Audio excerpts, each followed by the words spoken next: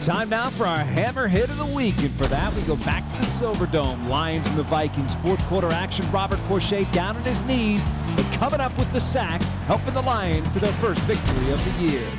And welcome back, everybody, to the Ford Lions Report. Joining us now, as he does each and every week, Stephen Boyd. Stephen, welcome. Luther Ellis, good to have you here as well. And I am sure things feel just a little bit better this week, coming off that first victory and finally getting that 0 out of the win column.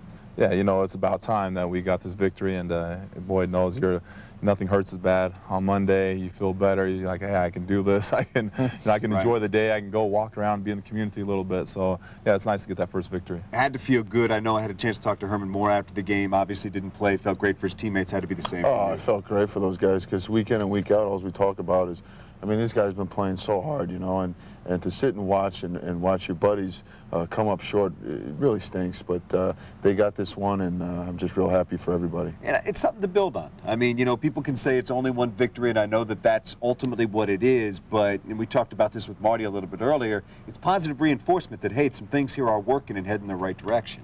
Oh, I think that's completely correct. Just because if you look at what's going on with this team, we've been in every game, just like Boyd said. It's been one of those things where, and I hate saying this, especially the last 2 or 3 games, if it came down to defense, we got to make a big play. You know, we played pretty solid throughout the game, but then we couldn't make the big play to stop them. This week we finally got the chance to do that, and we finally got it done. So anytime you have that come together with defense finally starting to meld, starting to come together, everybody's understanding what's going on with coaches and players, and offensively, you know, they are starting to move the ball. Got Mike going in there. A lot of things, good things are happening right now. All right, these guys are going to be in for a tough test. You all will be in for a tough test this week against Pittsburgh. Let's talk a little about the Steelers. Let's start with Cordell Stewart, because he's one of those guys, Steve, that you got to keep an eye on. You can never forget him, because even if you got everybody covered, that's when he tucks it and goes. Right, and you know we've had trouble with that, and I think we're gonna do it this time. We're gonna stop him. He's a guy that's feeling real comfortable right now. He's having a great year, and things first though, we got to stop Bettis. Enzaraway, he's a guy that they've used, and the other guy, I won't even try and pronounce his last name. The big cousin, man. There you go. Right there, man. But he looks real comfortable, so I'm telling you, I think with this win, gives everybody a lot of confidence to go into a hostile environment late in the year, and it's fun when you look at that. You know, Luther, they may have been doubted early by a lot of people as just how good they are, but when you look at what they did to Baltimore last week, they're playing as well as anybody in the National Football League right now, and their record bears that out. Oh, yeah, they're playing very solid right now. If you look at the game last week, they controlled the ball for 40 minutes. Cordell throws for 300-some yards. How often does Cordell do that? You know, it's one of those things where everybody's playing at a different level right now for them. And anytime you got a team doing that where everybody's exceeding what the expectations are, it's hard to match up with them and it's hard to beat them. Luther, you've been around for a while. You've seen some good times, some bad times, some ugly times. How has it been that you guys have kept it together this year? I mean, I know the victories haven't been there, but again, I think it is impressive that you guys went out there every week, you were in every game.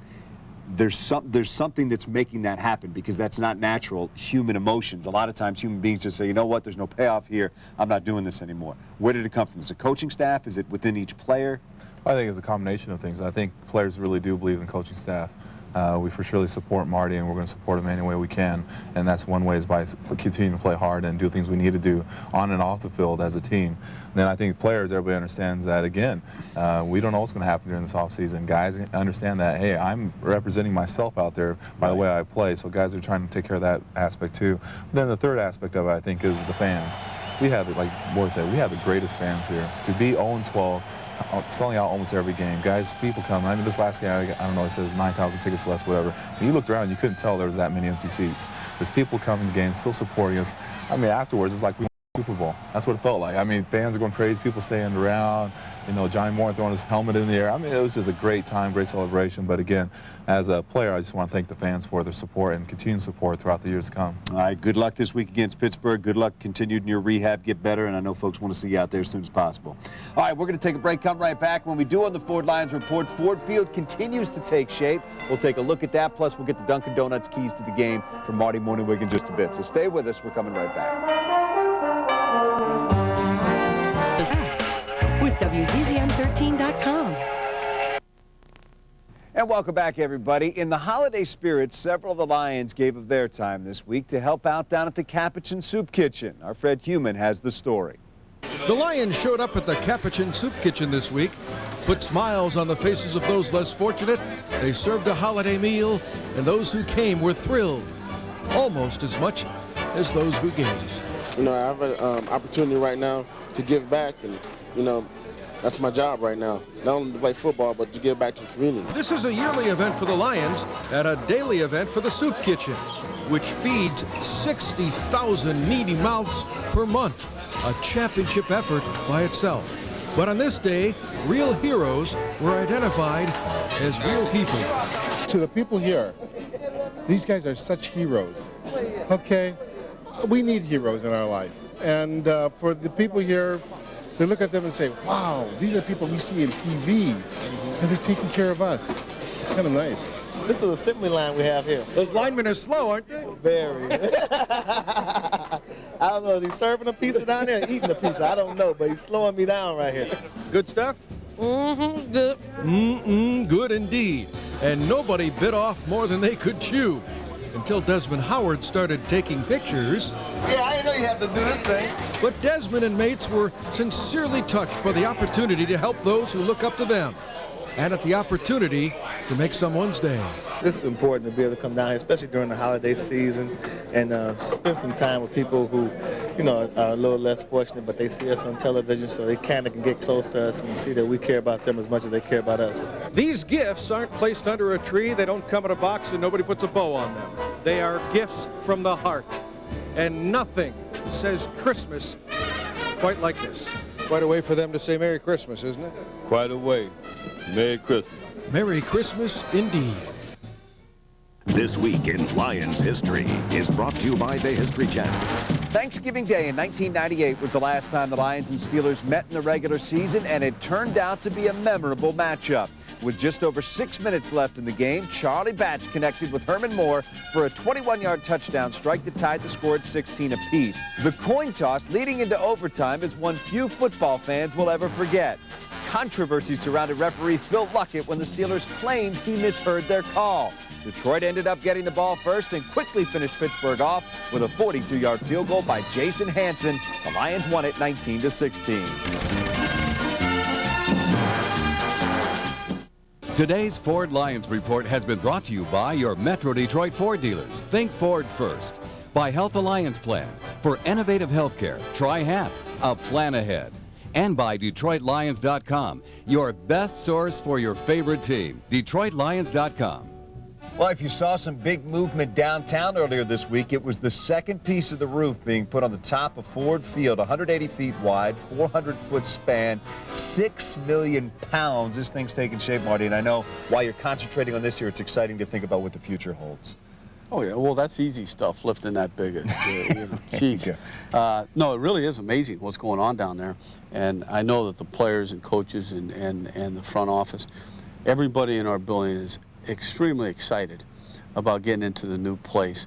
And the one thing I want to make sure of, that stadium will be rocking like this dome does as well. And that will be important. And the fans are so important to a football team, and they were important in that win Sunday against Minnesota. There's no question about it. The noise rattles your opponent at times. It was pretty incredible seeing 70,000 plus standing at the end of that game as Minnesota was trying to make that drive. Now, just if you can stand back, and when we get this thing really rolling, man, it's going to be great with those type of fans. Well, let's see if you can keep it rolling this week against Pittsburgh. What will be the keys to beating the Steelers? Well, first, our defensive football team, our defensive unit, must stop the run, because they will run, and they will always test that part of the game. And they will continue that if you allow them to. And the second thing on defense, this is an obvious one, is Corral and Cordell Stewart. Right. And we've played a lot of quarterbacks that can move, and this is one of the better ones. This man is fast, is a terrific athlete. You remember back to the days when they called him Slash. Absolutely. You know, he does a lot of things. Special teams, our special teams has played solid, kept us in football games all year. We need one big play. Let's get a game-winning play from our special teams. And then offensively, we're going against the very best defensive team in this league. And somehow, some way, we've got to generate points. And in doing that, control the ball just a little bit, because our defense is going to be a physical football game. Especially, I'm talking about our defensive football team and stopping their Russian attack. All right, there they are. Dunkin' Donuts keys to the game. Marty, good luck. Try to make it 2 in a row. We'll talk to you again next week. All right, that's going to do it for this edition of the Ford Lions Report. As we leave you, let me take you back to last Sunday in the game against Minnesota. Take a look. Take you inside the game. Here's this week's edition of Wired for Sound. Hey, bring it up, fellas, bring it up. Let's go. Hey, there's nothing to be said, fellas. We do our job, we focus, eliminate penalties, we win this damn game. Focus on 3. 1, 2, 3. Focus. We had a chance to draft 92. Yeah. Detroit, y'all lucky y'all got number 92. This is our house. This is our place. They lose, they go home. We win, we have a little celebration in here. Hey, let's do it right. Bauman, short drop left, fires a slant, picked off. This may be taken back all the way. 40, 30, Todd Light to the 20, to the 15, to the 10, and he's in. Touchdown, Lions. Todd Light.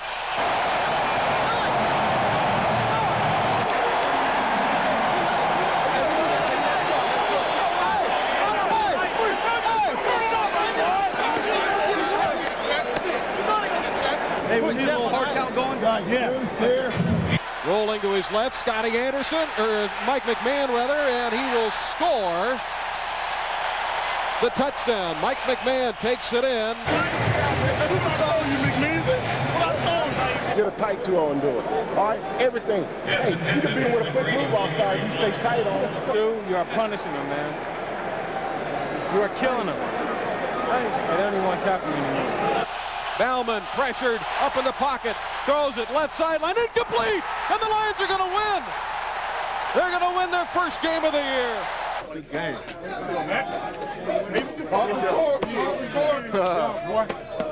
Well, that is the first step.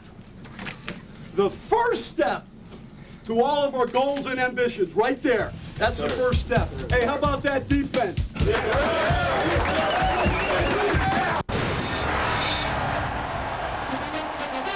Fox Sports welcomes you to a sold-out Heinz Field in Pittsburgh, Pennsylvania, for today's game between the Pittsburgh Steelers and the Detroit Lions. Good afternoon, everybody. Welcome to the NFL on Fox. I'm Kenny Albert, along with Tim Green. The Steelers come in with an AFC leading record of 11-2. They accomplished one goal last week by clinching the Central Division. Another goal they have today, and they can accomplish this one with a victory, is clinching a first-round bye. And that's the carrot that head coach Bill Cowher held out there in front of his team all week, because these guys are coming off 2 real emotional victories against the Jets and the Ravens the last 2 weeks that Cowher compared to a heavyweight fight. But he knows that despite the fact that Lions are 1-12, they still have some punch, so he wanted to draw focus on this game. And the Steelers won those 2 games over the Jets and the Ravens without their star running back, Jerome Bettis, who will sit this one out as well. Well, that's right, and the Steelers' run game isn't as good without Bettis. It's still substantial. The Lions are going to stack the line of scrimmage, and that means Cordell Stewart has to continue to do what he's done over the last 5 weeks. He has really given this offense balance with a passing game. Last week threw for over 300 yards. I think today he's going to have to find Plexico Burress and Hines Ward, and they're going to have to win some man-to-man battles with those Lions cornerbacks. As you mentioned, Detroit finally won a game last week, 27-24 over the Minnesota Vikings, led by their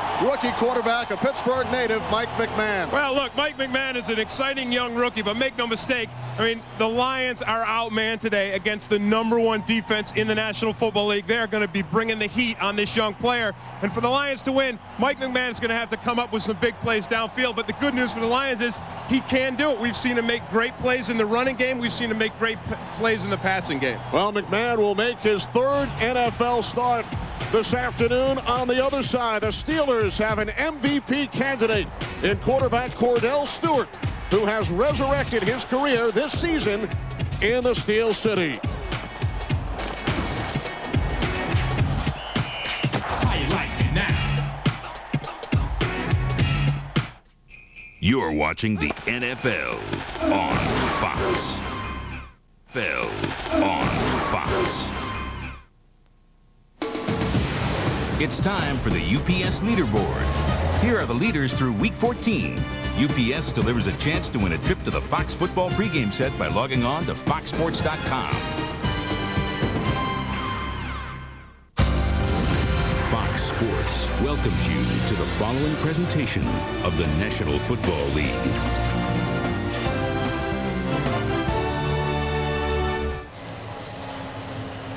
Back in Pittsburgh, the last 3 meetings between the Lions and the Steelers have been decided by 3 points.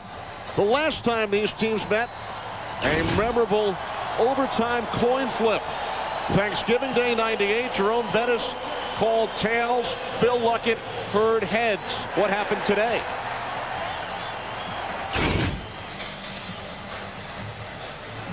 All right, Detroit, you're the visitors. I've got tails and heads. Who's going to call it? Call it before I flip. He called tails. It is the tails. Detroit just want to talk. They want the ball. Now the Lions have won the toss. Steelers coach Bill Cowher is standing by with our Jennifer Hammond. All right, and Coach, with the first round, with a bye on the line here, I bet there's not a whole lot you need to say to your team to get them pumped up for this one. You know, we just got to keep playing the way we've been playing, Jennifer. We got to start fast, get our crowd into it, make sure we play smart. All right, thanks very much, Coach. We're going to send it back upstairs. Thanks very much, Jennifer. A win today by the Steelers, and they clinch a first-round bye. Desmond Howard is back deep for the Lions. Chris Brown getting set to kick off for the Steelers.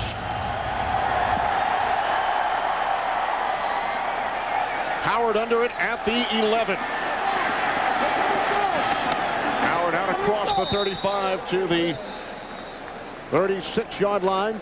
A 25-yard return. Clark Haggins made the stop on special teams. So local product Mike McMahon, who has not thrown an interception in his first 2 starts, leads the Lions offense onto the field. Their right guard, Brendan Stye, spent the first 5 years of his NFL career with the Steelers. Wide receiver Bert Emanuel returns after missing the last 4 games with a knee injury. Lions start 1st and 10 from their own 36 with 3 wide receivers. McMahon overthrows tight end David Sloan on 1st down. The Pittsburgh Steelers with the top-ranked defense in the NFL, the only team to use a 3-4 front. Smith, Hampton, and Von Oelhoffen up front. Terrific linebackers. They have 24 sacks on the season, and Chad Scott leading the way in the secondary with 5 interceptions. 2nd and 10 off the fake to Stewart. Pass incomplete off the hands of Johnny Morton. Chad Scott on the coverage for Pittsburgh. Lions already going for that big play that we talked about moments ago. They took their shot on 1st down, deep down the field. Mike McMahon's pass was off. They take a shot again on a slant pass. 2nd down, Mike McMahon off. So Marty Morningwig, who is concerned about McMahon being settled down coming into this game, knows that the quarterback still has to get there. He's still got to find his groove and calm down a little bit. 3 wide receivers on 3rd and 10. McMahon stumble. Ball pops loose, picked up by Jason Gilden, and he will take it in for the touchdown.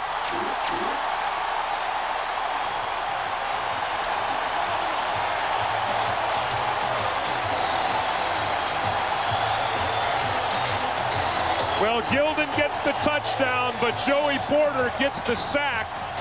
He beats rookie Jeff Backus off the corner. The young quarterback finds out what it's like to face the #1 defense in the National Football League. The 4th touchdown scored by the Steelers defense this season. Chris Brown adds the point after just 27 seconds in. Sack number 9 for Porter. Touchdown for Gilden. Fox NFL Sunday is brought to you by Southwest Airlines, proud sponsor of the NFL and official airline of Super Bowl 36. Rookie Jeff Backus gets a hard lesson from the Steelers' Joey Porter. This tough rushing Pittsburgh team. Watch Porter here. He just works right around him, slaps his arms down, gets his shoulder down, beats him, slaps that ball free. And Mike McMahon, who has not turned the ball over in his first 2 starts, has got one against him now. Second kickoff return for Desmond Howard in the opening minute. Takes it out to the 27-yard line. 21-yard return. Myron Bell made the tackle. So another opportunity for Mike McMahon and the Lions offense after Jason Gilden returned McMahon's fumble 26 yards for his third career touchdown. One of the difficulties for Mike McMahon today is not only does he have to face the best defense in the NFL, he has to face a different defense. This is a 3-4, and that means that the linebackers, there's 4 of them here, and you don't know which one is going to make the 4th man in the pass rush. Jason Gilden into the backfield to wrap up the ball carrier, James Stewart. And this is the problem. You don't know who's coming. And right on this play, Jason Gilden is absolutely unaccounted for. No one blocks it. He's the man coming on this play. The other linebackers are back. They're playing soft. Gilden's the hard one. No one touches him. Whew. Talk about a pressured defense. They're fired up. Loss of 2 on the play. 2nd and 12. Off the play fake to Stewart. McMahon with time. And has the completion for the first down to Johnny Morton. A gain of 19 yards. Dwayne Washington brought him down. You see the grass stains on the back of Mike McMahon's shirt. But on that last play, he's got great protection. Now here, this is the backer that's coming this time, Kendrell Bell. And the Lions do an excellent job of giving McMahon protection and a throwing lane. That's his first complete pass, and that's always the hardest one when you're a rookie against this defense. From the 39-yard line, James Stewart. For a gain of 2, Aaron Smith made the stop. James Stewart had a big game the last time he faced the Steelers as a member of the Jaguars back in '99. He's getting up slow now, and Stewart's got a hip pointer, and that is an incredibly painful injury. He's also got a bad ankle. You can see the brace, and that's what looks like what's bothering Stewart right now is the ankle. He probably got a shot of medicine in that hip to take the pain away from that. That's a crushing blow for the Lions. I think Howie talked on the pregame show about how decimated this team has been by injuries, and without James Stewart, their run game is almost non-existent. Decimated in particular at the wide receiver position. Without Herman Moore, without Jermaine Crowell. Empty backfield on 2nd and 8. McMahon from the shotgun. Over the middle, has the completion out at the 47-yard line to the tight end, David Sloan. Well, Mike McMahon is getting a whipping right now. Because watch Kendrell Bell. Here he comes, and he's going to come through clean. He's going to come through clean. They do a twist, and there he is. And wham! And when Kendrell Bell hits you, you know you've been hit. I mean, it hurts. This guy packs a huge wallop. His teammates call him contact for just that reason. This is where you want to go to Corey Schlesinger. He's been really good in these short yardage situations.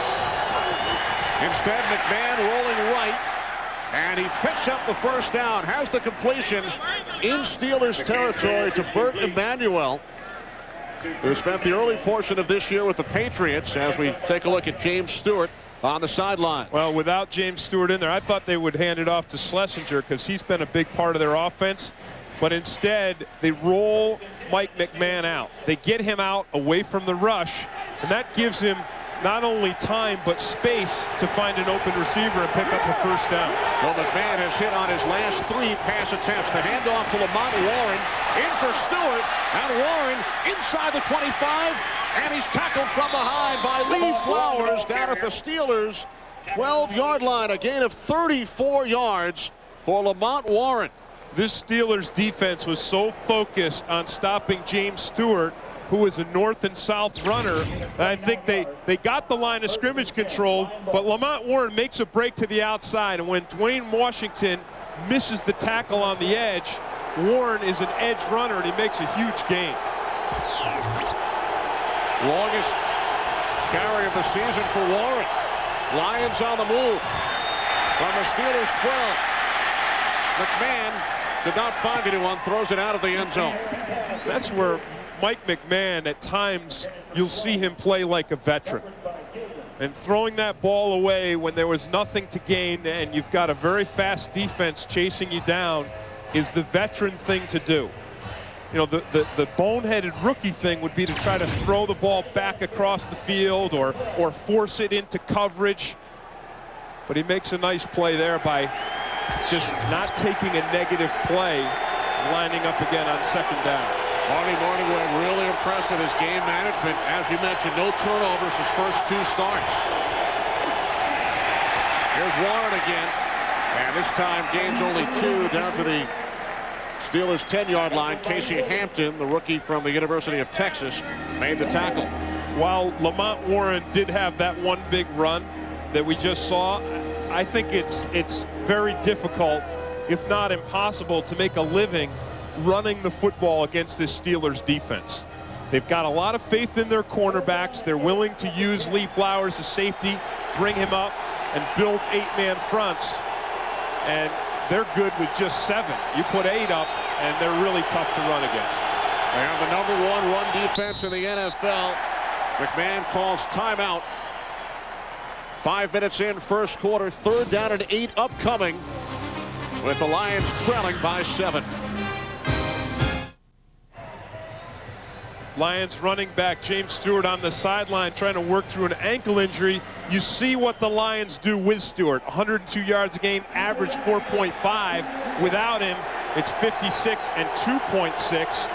Good news is Lamont Warren, just his first carry, he busted one off for 34 yards. That's why the Lions are in the red zone right now. McMahon pump fake on 3rd and 8. Now throws to the end zone for David Sloan. Touchdown Lions.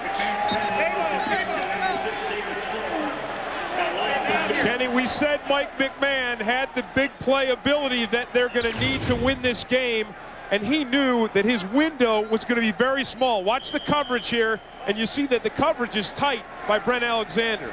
And you see the coverage coming from the other side, but McMahon really has the ability to throw a laser ball. That's what he did.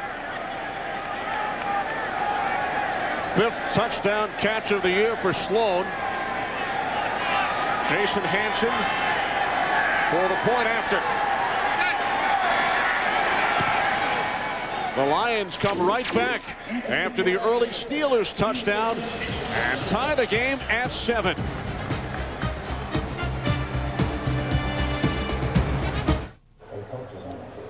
After his early turnover, Mike McMahon led an impressive 74-yard drive. Well, McMahon, who's from about 20 minutes north of here, showed that Western Pennsylvania resilience. I mean, he got hammered by the Steelers defense early. They hit him, he fumbled. He came back and was remarkable on that drive. He looked absolutely outstanding. He's settled down now, and he's showing that he's unflappable.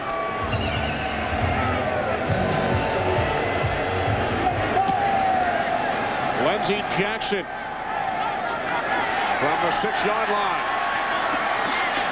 And Jackson is tackled at the 23, a 17-yard return as we check in with James Brown. Kenny and Tim take a look at the Bucs and Saints battling for the last playoff spot in the NFC. Brad Johnson hooks up with Carl Williams, 14 yards for the score, and then Rondé Barber picks off Aaron Brooks, returns it to the 12. Alstott takes it across from the 1. 14-0 Bucs, who have scored more touchdowns in the first quarter than they have all season long in the first. As I throw it back to Kenny, hey, Tim, wild show, baby. Had no idea about that. JB, I was surprised to still see you there. I thought there was going to be an empty chair after all that was going on. Where's that James Brown doll now? Steelers on offense for the first time as Cordell Stewart overthrows the intended receiver Plexico Burress. Steelers with the 3rd-ranked offense in the NFL. Cordell Stewart, the reigning AFC Offensive Player of the Week. Pittsburgh center Jeff Hardings spent the last 5 years as a member of the Detroit Lions offensive line. And with Jerome Bettis out, Chris Fuamatu-Ma'afala makes the start at running back. Hines Ward, 5th in the AFC with 80 receptions. There's that 8th man. Off the play fake, Stewart in trouble, and he's taken down by the safety, Lamar Campbell. The strong safety with his first sack of the season. One of the Lions' strategies in this game was to take Lamar Campbell, move him up here. Now, these guys are in man-to-man, and that means Campbell is up here. He can play the run, and he can spy Cordell Stewart, because Stewart has absolutely destroyed opposing defenses with his ability to run. Well, when he tries to run today, the Lions are determined to have Lamar Campbell right there with him. Steelers spread the field, Tim, with 4 wide receivers on 3rd and 22. Stewart from the goal line. What a catch! Near the marker as Troy Edwards pulled it in. A spectacular catch along the sidelines for a gain of 23. You just can't defend this. Watch it right here. It's just an out cut here. Todd Light's got the coverage man-to-man. Watch him here. And this ball is thrown a little high. And a fantastic catch by Edwards. He needed 22. He gained 23 yards for the Steelers' first down. Steelers keep it on the ground with Omatu Ma'afala. And he gains just 1 up to the 35, setting up 2nd and 9. Alan Aldridge made the stop. Lions with the 26th ranked defense. Porcher and Ellis have both gone to a pair of Pro Bowls. Claiborne, the middle linebacker, is the Lions' top tackler this season. Todd Light, the only member of the secondary who has started all 14 games for Detroit. On 2nd and 9, it's Ma'afala once again.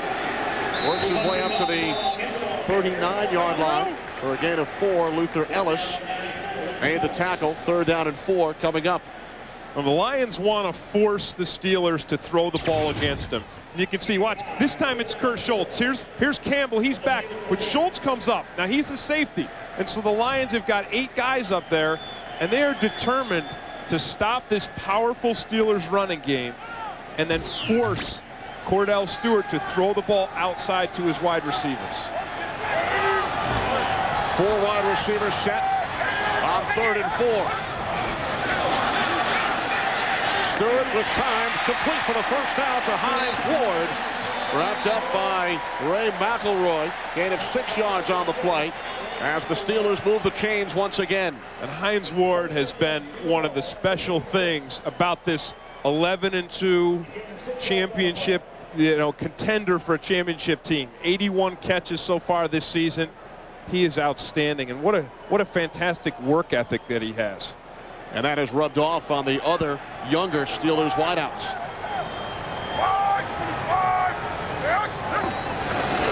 From the 46-yard line, Stewart complete in Lions territory. Another first down. This time it's Plexico Burress. A gain of 12 yards on the play. And that's what you're going to see. This is what the Lions are inviting the Steelers to do. Their safeties are up playing the run, trying to spy Cordell Stewart. There's Lamar Campbell right there by the line of scrimmage. That means Todd Light's man-to-man. And when they play man-to-man on Plexico Burress today, they're going to play off, because they're not worried about Burress on those little out cuts like that. They're worried about Burress going real deep for a long touchdown. Steelers in their Bravo package with 3 in the backfield. Stewart to throw on first down. And the question is, did it bounce in front of Hines Ward? The officials say no. Good catch. They're doing exactly what they're being invited to do. And this is why the Steelers really right now are the favorite to win the AFC and go to the Super Bowl, because they have that balance. They've got the passing game. So if teams are going to try to stop the run, there's the man-to-man. There's Bryant Westbrook. He's man-to-man on Hines Ward, and he's not able to cover him. That looked like it was not a catch. And there's the challenge by Marty Morningwig. You see the red flag up there? There it is. He threw it out. Probably tells you that the automatic thing didn't work, and the red flag there is kind of the backup. And you would think that the Lions would have had a good view of that play, because the catch took place near their sidelines. And I'm pretty sure that they're going to rule this was not a catch. Detroit is challenging the ruling on the field that the play was a completed catch. Well, that's tough. Actually, from that view, it looks like It looks like his hand was right underneath it. Yeah, it did. From that angle, it looks like I thought from the other one, it looked like it was. Now remember, it has to be indisputable visual evidence. You know what? That was a catch. Yes, it was. That was a catch. Wow. Okay. And remember, the Lions already burned 1 timeout, so they will lose a 2nd timeout with this challenge. Yes, we believe, right? I mean, we've been wrong a couple times because you know, we've seen some bizarre things happen, but that looks like it will stand as a catch. It was close, but it looked like Ward did make the catch. Again, as referee Johnny Greer checks out the video. Again, and you know, Terry Bradshaw talked about it on the pregame show, and he said, I'm looking at teams that are playing well right now, and the Steelers are playing well right now. Their run game isn't as good as it is with Jerome Bettis off the field, but he'll be back probably next week. So they're going to have a fantastic run game. They've already got a good one, and they're playing well. Their passing game, Cordell Stewart, has really looked good over the last 5 weeks. And the reason for that is, After reviewing the play, the ball went off the receiver's hands, up into his chest, where he maintained control for a catch. Detroit is charged with a timeout. Yep. So that stands. Good call. But Pittsburgh now, with Mike Mularkey as the offensive coordinator, has a definitive passing game. They don't have a lot of option routes on every play. So Cordell Stewart knew on that pass that Hines Ward was going to go to the stick, break to the outside, and he had to throw the ball there. And I think that almost all of Cordell Stewart's problems over the last couple of years evolved out of trying to run a run and shoot type passing game. Just didn't work, especially with younger receivers. From the 34, the pitch to Ma'afala. And with a chance of Fu raining down for this sold-out crowd, he picks up the first down after a gain of 7. Chris Claiborne made the tackle. I think the other thing about a run game is you tend to focus on Jerome Bettis and Fuamadu Ma'afala and Zeraway. You can't overlook the offensive line. And the Steelers have always taken a tremendous amount of pride in their offensive line and the work that they do up front. And I think that last play was an excellent example. There was excellent blocking up front. 10th play of the drive for the Steelers. Play action. Stewart looking end zone. And it's broken up at the last instant, but a flag on the play. Ryan Westbrook broke up the pass intended for Plexico Burris.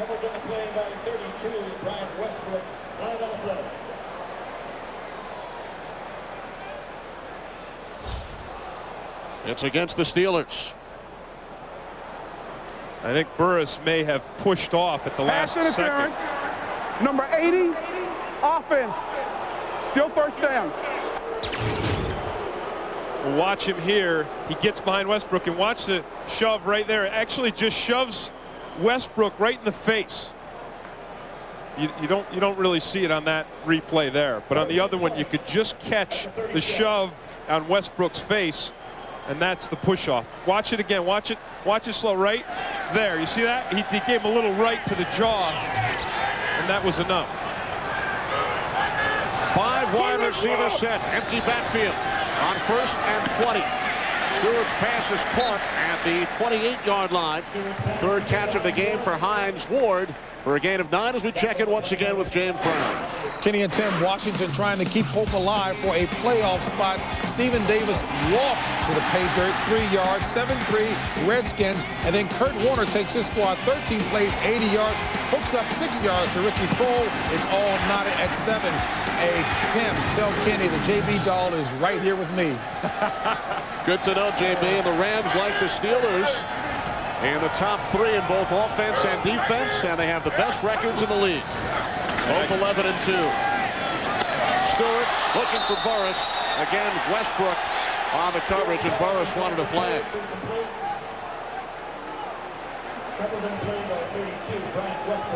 That was good coverage by Westbrook. I don't know if he interfered.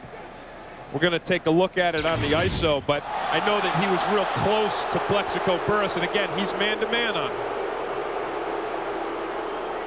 Well, I don't think so. I mean, you're allowed to have your hands on the guy as long as you don't impede his ability to catch the ball. And it didn't look like Westbrook impeded his ability. It looked like he was draped on him. Stewart with time on 3rd and 11. He fires, and it's caught by Troy Edwards for a first down at the Lions' 8-yard line. A gain of 20 on the pass play from Stewart to Edwards. Wow. I think I'd be throwing it to Edwards a few more times today. Watch him here. He just breaks up into the center of the zone there, and he takes a wallop by Kurt Schultz, but does a super job hanging on to that football. And that's a nice pass by Cordell Stewart.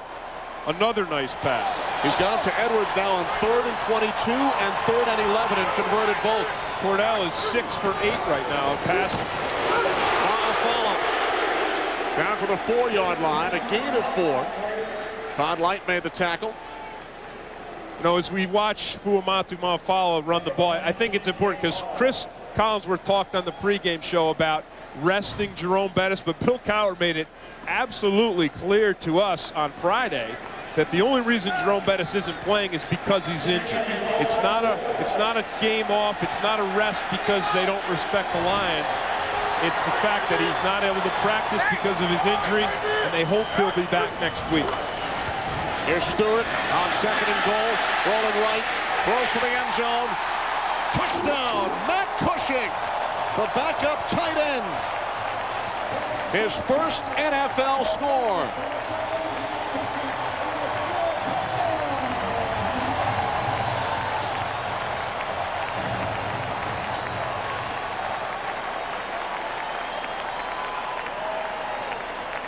Does that look familiar?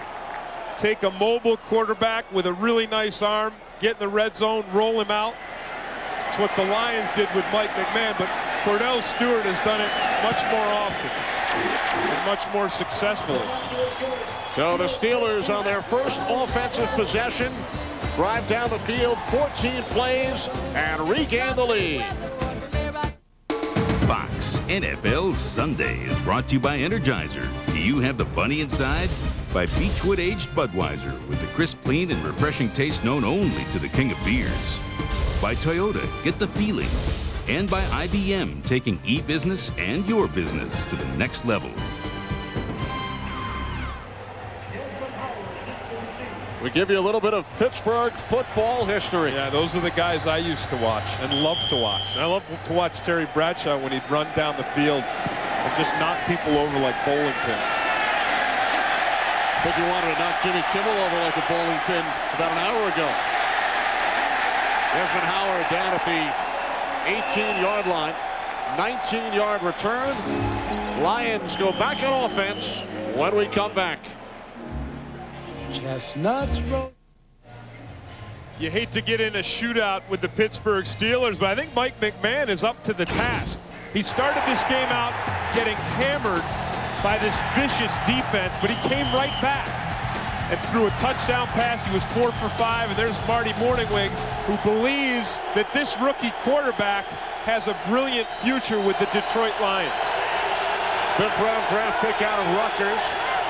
Lions start from the 18-yard line. This is the fullback, Corey Schlesinger, looks to bounce back up. Timo von Oelhoffen, the first Steeler in on the tackle. Lions without the injured James Stewart, who sprained his right ankle earlier.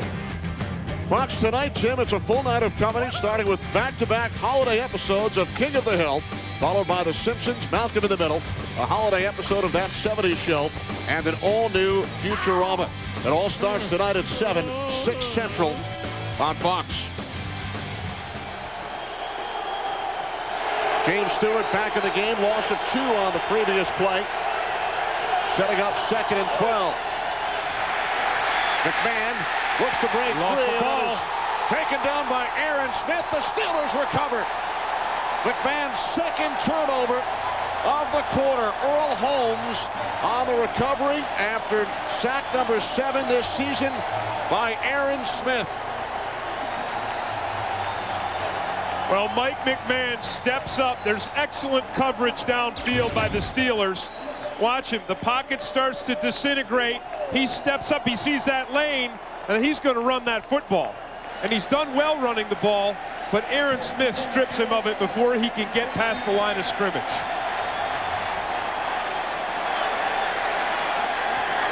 That is a fast-moving, aggressive run to the ball, hunt you down, kick your behind defense. Second sack. McMahon has fumbled on both. Wildfire up the middle. Pulls his way down to the 8-yard line for a gain of 7. They like Fu, and you can see why. He may not have the same skills as Jerome Bettis, few people do, but he certainly doesn't lack in heart and determination. And the Lions defense right now know that if they're going to tackle Fu, they're going to have to bring about 2 or 3 guys. Yep. Might take more than that. Second down and 3. Here's Fu again. Whoa. Well, it took 3 guys, but they got him. Chris Claiborne leading the way. They got him good. I mean, Chris Claiborne puts a big hit on him, but again, it took 3 to do it. Barrett Green was there, and I think Lamar Campbell as well.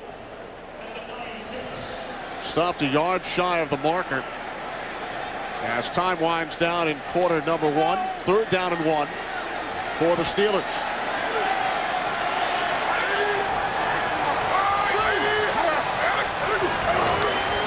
Here's Fu again. Looks to have the first down. That's old school football. Old school Pittsburgh Steelers football. Yeah, I mean, they just hammered it. They just hammered the line of scrimmage, and they hammered the runner. And they'll look to hammer it in when we come back. Steelers leading the Lions after 1, 14-7. You're watching the NFL on Fox. Well, the Steelers hoping to go all the way. They could clinch a first-round bye today as we welcome you back. And Tim, a good news, bad news first quarter for Mike McMahon. He led a 74-yard scoring drive, but also fumbled twice. Yeah, the 2 turnovers. You cannot have that against this Pittsburgh Steelers team. And Cordell Stewart so far has been outstanding. 7 for 9, 82 yards. He is on track for another 300-yard game, which he had last week. He was AFC Offensive Player of the Week.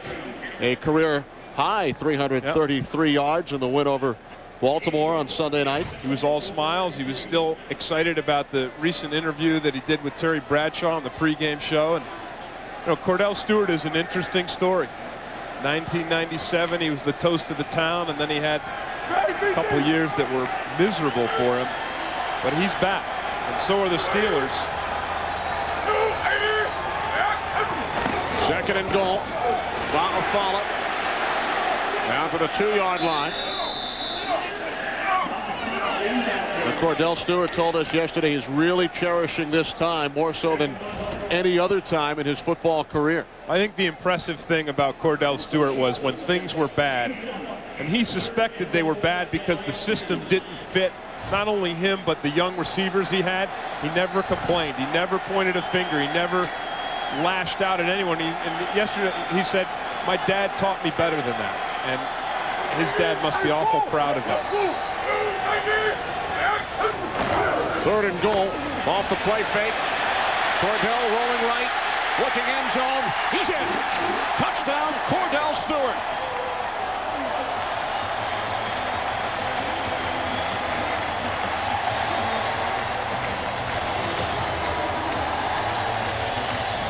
He is so dangerous when he gets outside that pocket.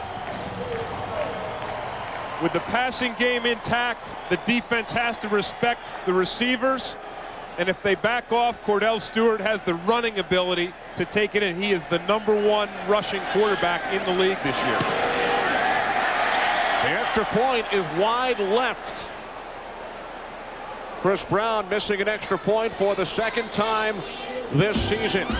20-7, Pittsburgh.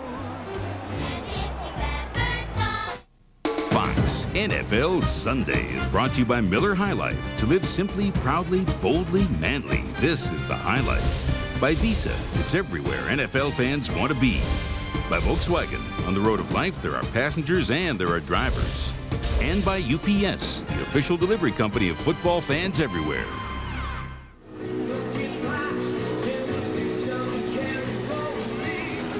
Kenny Albert, Tim Green back in Pittsburgh. Steelers now lead the Lions 20-7. Early second quarter. Desmond Howard from the 4-yard line. Howard across the 40. Penalty marker down. Howard finally down at the 48 after a 44-yard return. It's going to be holding against the Lions, the most penalized team in the National Football League. Holding number 52 of the receiving team during the return.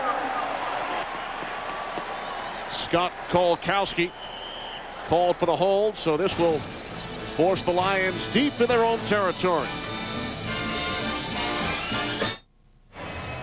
Lions quarterback Mike McMahon has played well, but the Steelers defense has made it a rough day for him, forcing not one but 2 fumbles, and that's been the difference in this football game.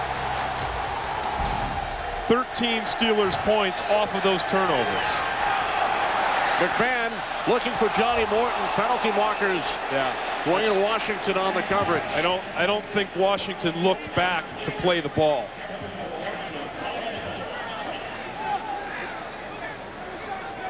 Remember earlier we talked about impeding the receiver's ability to catch the ball. Interference. Number 20, defense.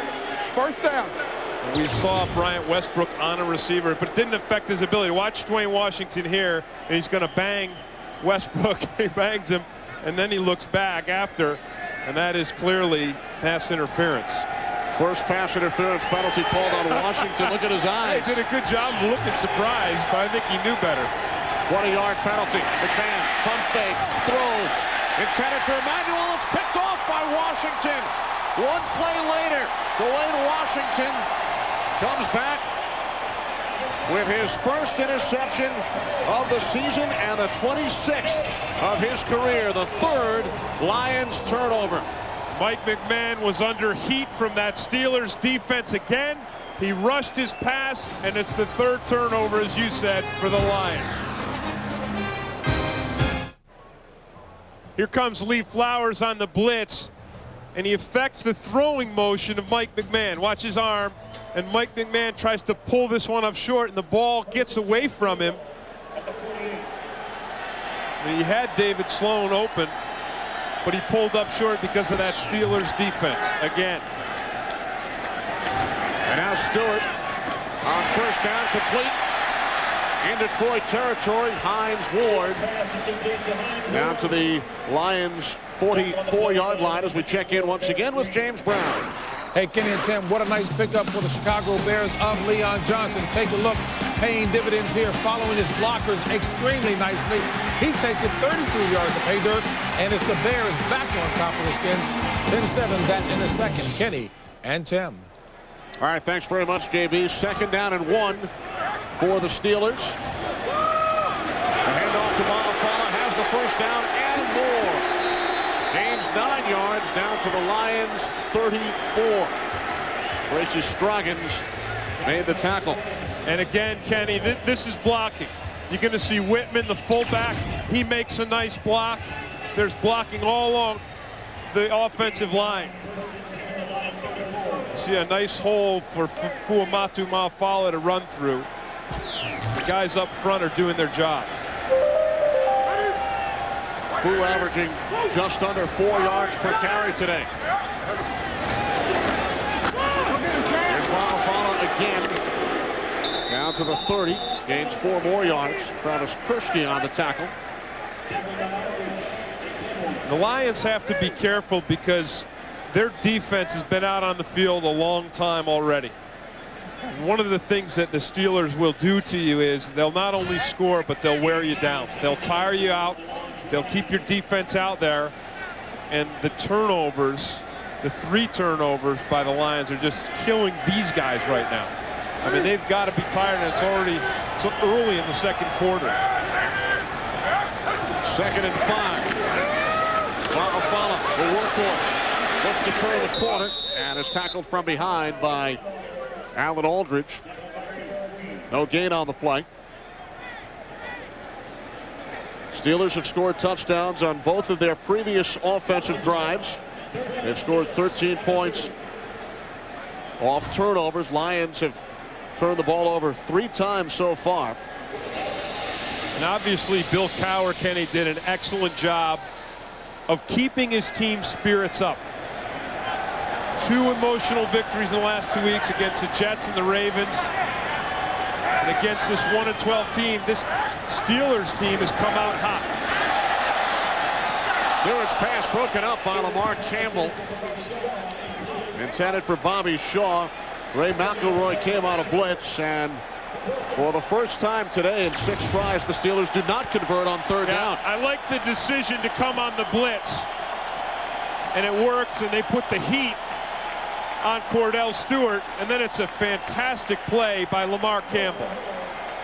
Really nice coverage. So here's Chris Brown, who has missed an NFL high 12 field goals on his 25th birthday, attempting a 48-yarder, and it is just wide to the right.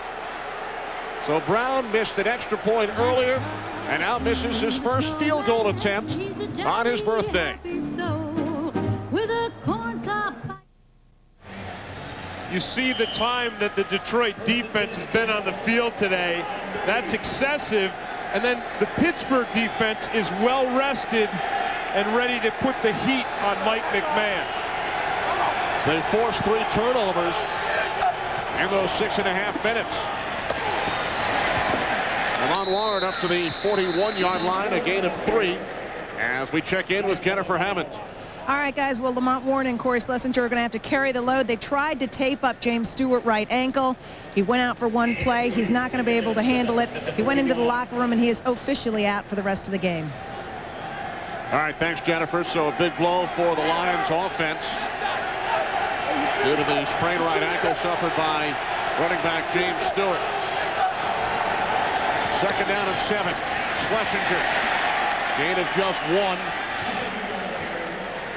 Kendrell Bell, first Steeler in on the stop. 3rd and 6 coming up for the Lions.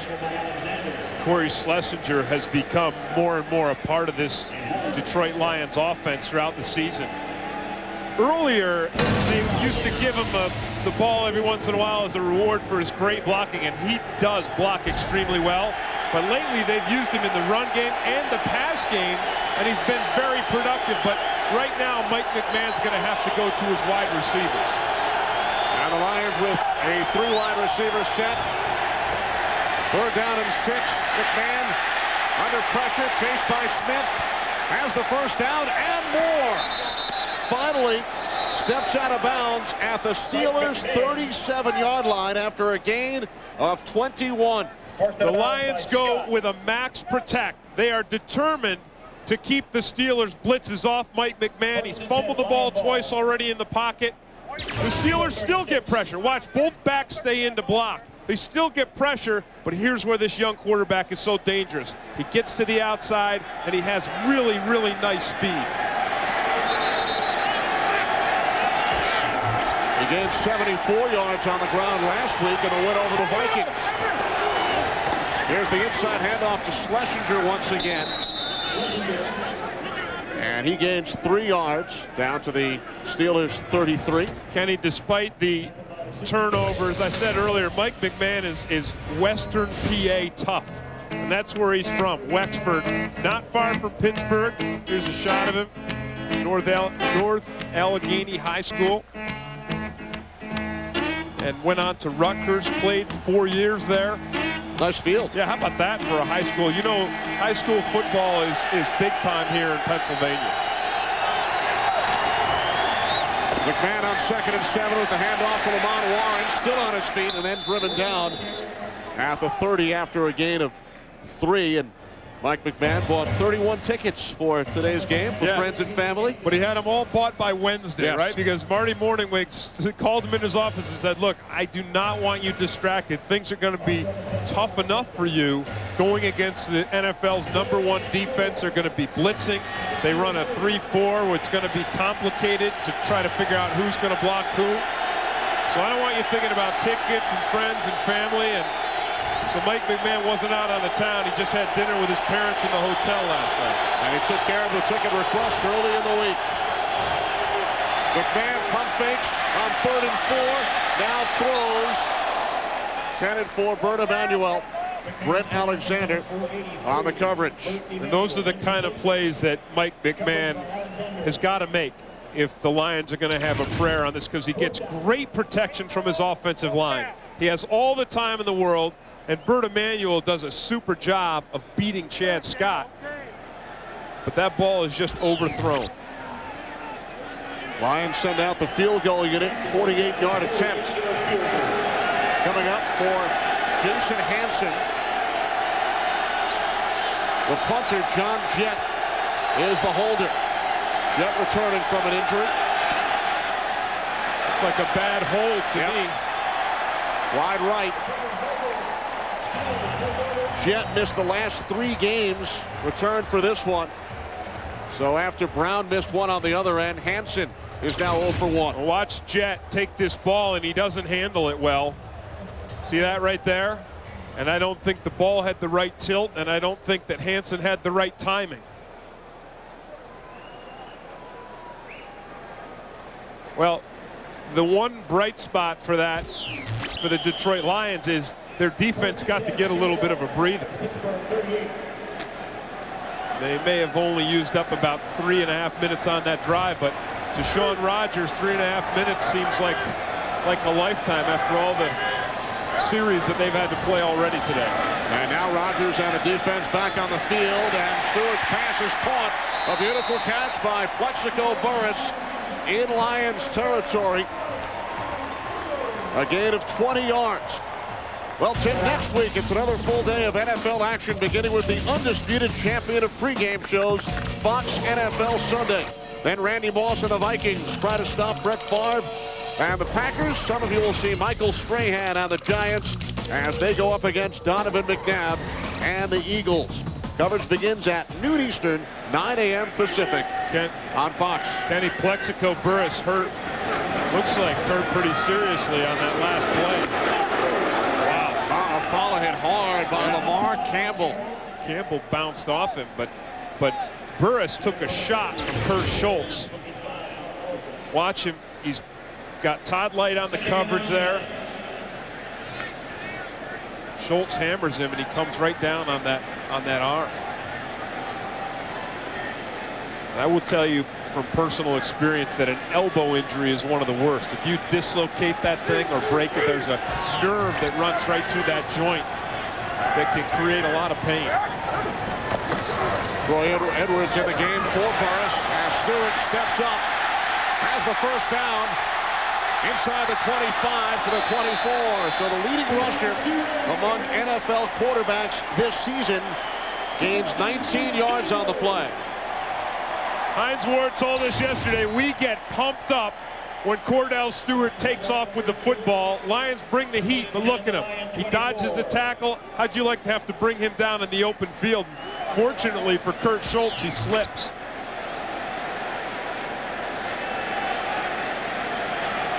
So Cordell Stewart getting the job done with his legs, picks up the first down at the Lions 24.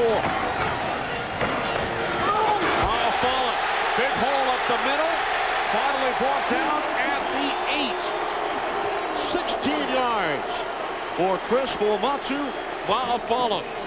That Cordell Stewart run, I think, started to take the heart out of this Lions defense. Watch this run right here, and again, look at the blocking. A huge hole for Fulmatu Ma'afala to run through, and he's having a nice day for himself. Steelers with 79 yards on the ground. Plexico Burris back in the game. First and goal from the 8. Ma'afala Taken down by Robert Porcher after a gain of 3 as he worked his way down to the Lions' 5-yard line. We talked about the Steelers and being the favorite in the AFC right now, I think by most people, to represent the AFC in the Super Bowl. And we've seen why today. We've seen a vicious defense that can create turnovers and pressure a quarterback.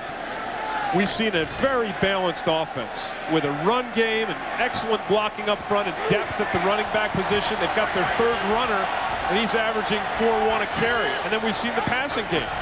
Cordell Stewart has looked very good throwing the ball. And he throws this one into the end zone for the touchdown to Hines Ward.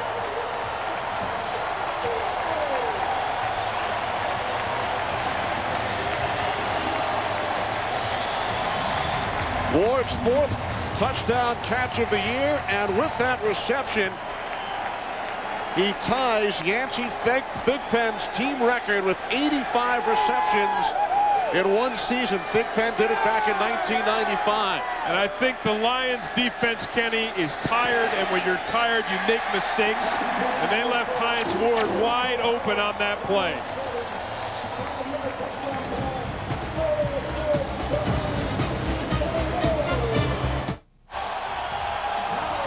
Well, Yancey Thigpen caught 85 passes back in 1995, and he has been joined in the record books by Hines Ward, most receptions in one season by a Steeler. And we asked Ward about the record yesterday, and he said, when I look at all those names, Swan and Stallworth, it still hasn't hit me that I'm up there with those guys. Well, he has humility, and that's one thing a lot of these Steelers players have. But we talked about the Detroit defense, Kenny, being tired out. You're going to see Hines Ward is open on this play. He's wide open, and Lamar Campbell just doesn't cover him. Watch it right here. You see that? He's wide open, and then Campbell comes too late. And then if you see, Campbell kind of says, you know what? That's my fault. He points to himself.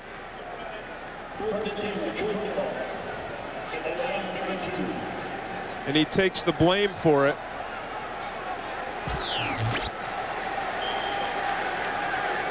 So the Steelers have extended their lead to 27-7. Lions back on offense. Lamont Warren gains 4 yards up to the 35. Earl Holmes made the tackle.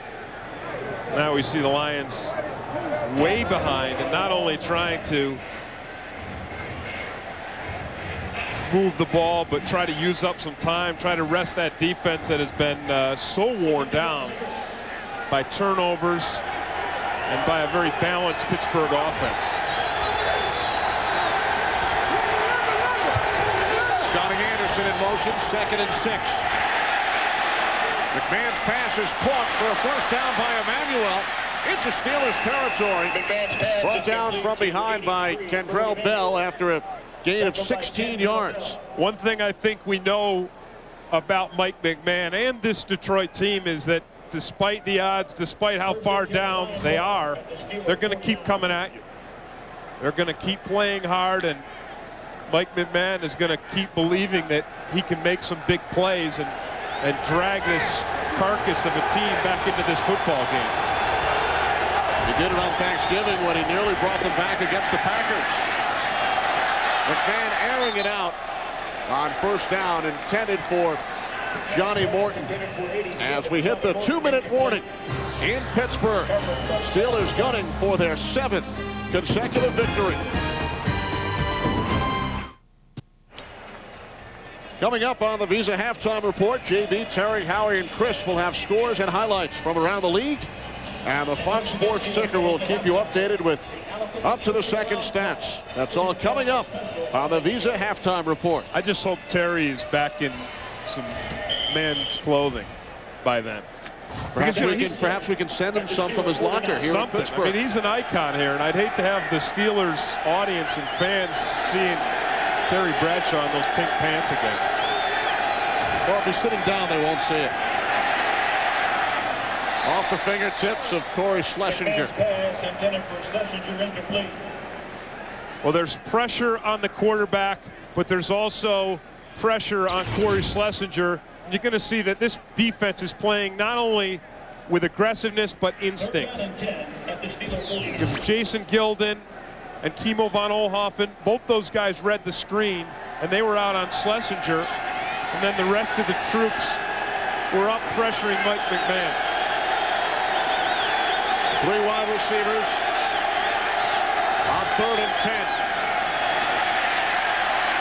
McMahon under pressure from Gilden, throws and has the first down to the tight end David Sloan. At the Steelers' 34-yard line, a gain of 15.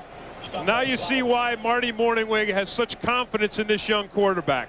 They're down by 20. Things don't look good. He's under tremendous heat by the Pittsburgh defense. They're blitzing him.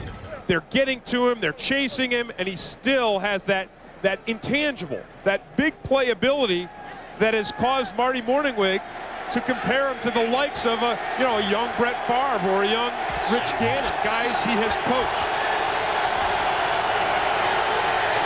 1st and 10 from the Steelers' 34. McMahon again under pressure, penalty marker down at the 27-yard line.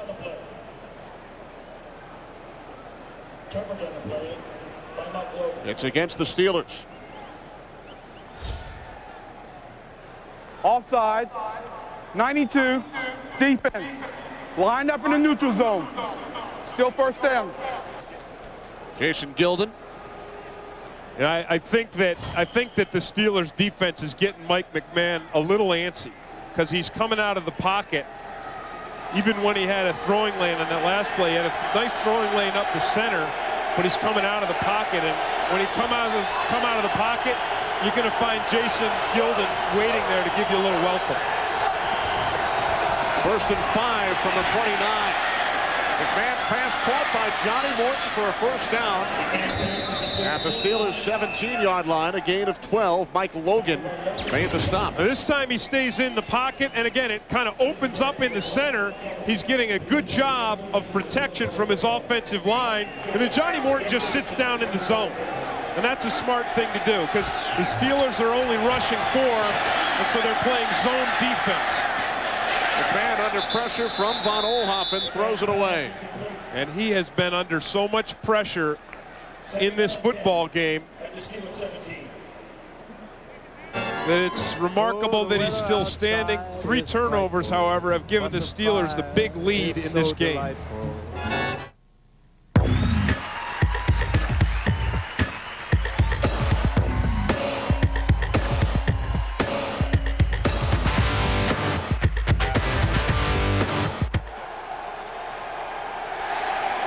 Second and 10 upcoming for the Lions. Play clock winding down. 3 wide receivers set. McMahon backpedaling. And then hits Lamont Warren. For a Lions first down. Out of bounds inside the 2-yard line. A gain of 15. Oh, we see it again from Mike McMahon. His resilience and his big playability. He has elusiveness. He has that 6th sense. He senses that rush coming at him. He uses his legs to get out of trouble, and he uses his arm, and that was a touch pass. So that tells you that he's still calm. He's still under control.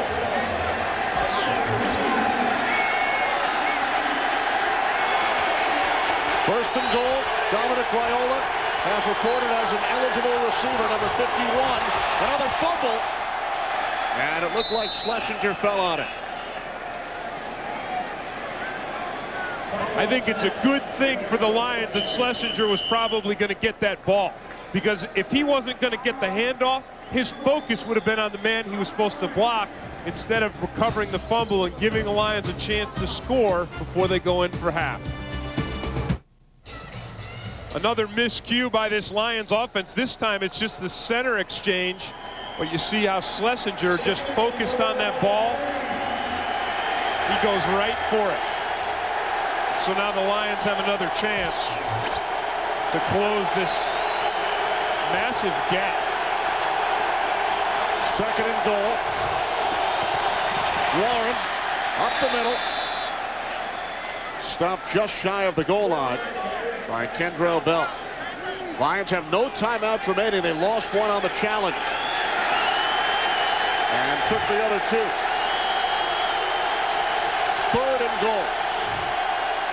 Off the play fake. McMahon to the end zone for the touchdown. It's David Sloan. Again, his second touchdown catch of the game. Kenny, the same play Cordell Stewart scored on only a few minutes ago. And these guys look remarkably similar. Stewart obviously much further along with a much more powerful team. But Mike McMahon with that same elusive ability to take it to the outside and then find a receiver downfield.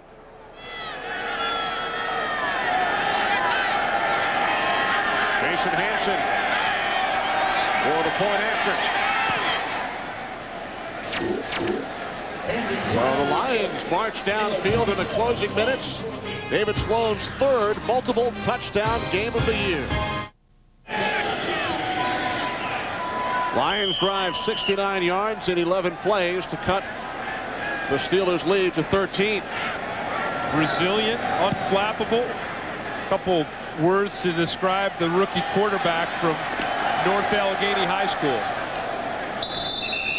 Lindsey Jackson up to the 34-yard line. Brock Olivo, the tackle on special teams. I thought it was interesting talking to Cordell Stewart about Mike McMahon. And I said, you know, he's kind of similar to you, Cordell. He can run and he can throw on the run. He's got a strong arm. Cordell said he doesn't even know what he's in for yet. Not yet. Right, because there's really no pressure on Mike McMahon. He started the last 3 games on a team that's 1-12, so there is no pressure. No one is booing him. Everything looks good. But Cordell Stewart knows only so well how things can go south real fast if expectations are high and you start to struggle. Right now, low expectations because this team is 1-12, but Mike McMahon has performed marvelously. I mean, look, he's got 3 turnovers, yes, but his resilience, I think, is the thing that you have to be impressed with, and his ability to make big plays against a vicious defense. And ironically, Cordell Stewart lives in Mike McMahon's hometown of Wexford, Pennsylvania. Steelers lead the Lions 27-14. The Visa halftime report is coming up next. The Visa halftime report is brought to you by Visa. It's everywhere NFL fans want to be.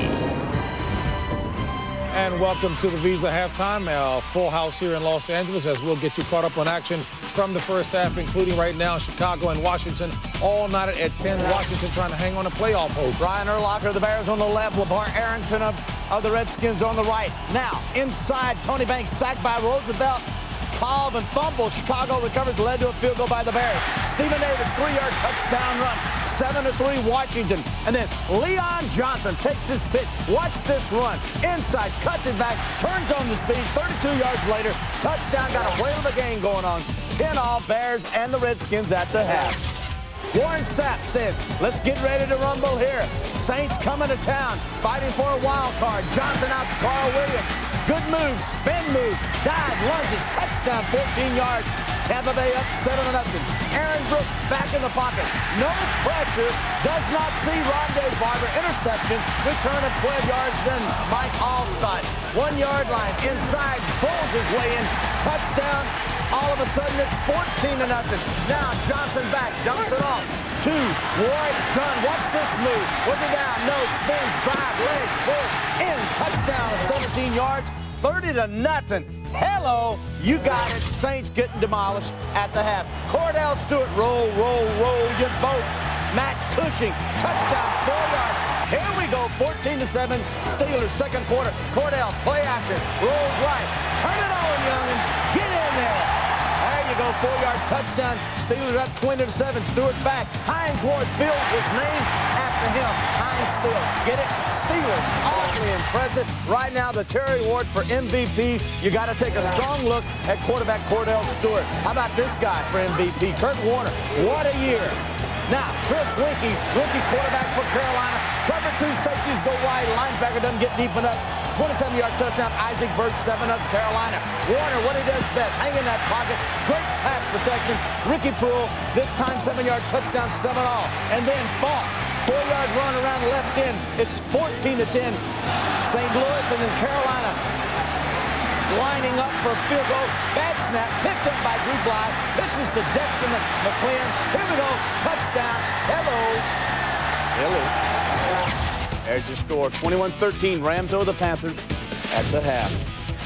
All right, the Giants lost or tied will clinch the NFC East title for the Philadelphia Eagles. Jacksonville has been eliminated, and Minnesota will be if Minnesota loses, which they're doing right now. Falcons enter the game one game out of the last wild card spot in the NFC. Both the Chargers and Chiefs are playing for next year. They're knotted at 7, and the Ravens are currently the third wild card team in the AFC. They're on top of the Bengals by the score, Chris, of 13-0. The Bengals. Chicago, Washington's Chris. Well, Washington's doing a nice job controlling the football out there, but it's interesting to watch Tony Banks play because this young man is under tremendous pressure. It's basically an audition the rest of the season to decide whether or not he is going to be the quarterback next season. So now they're trying to run the football tough against the Bears. I really think this second half is going to come down to, can Tony Banks make the plays in a big game? We'll find out.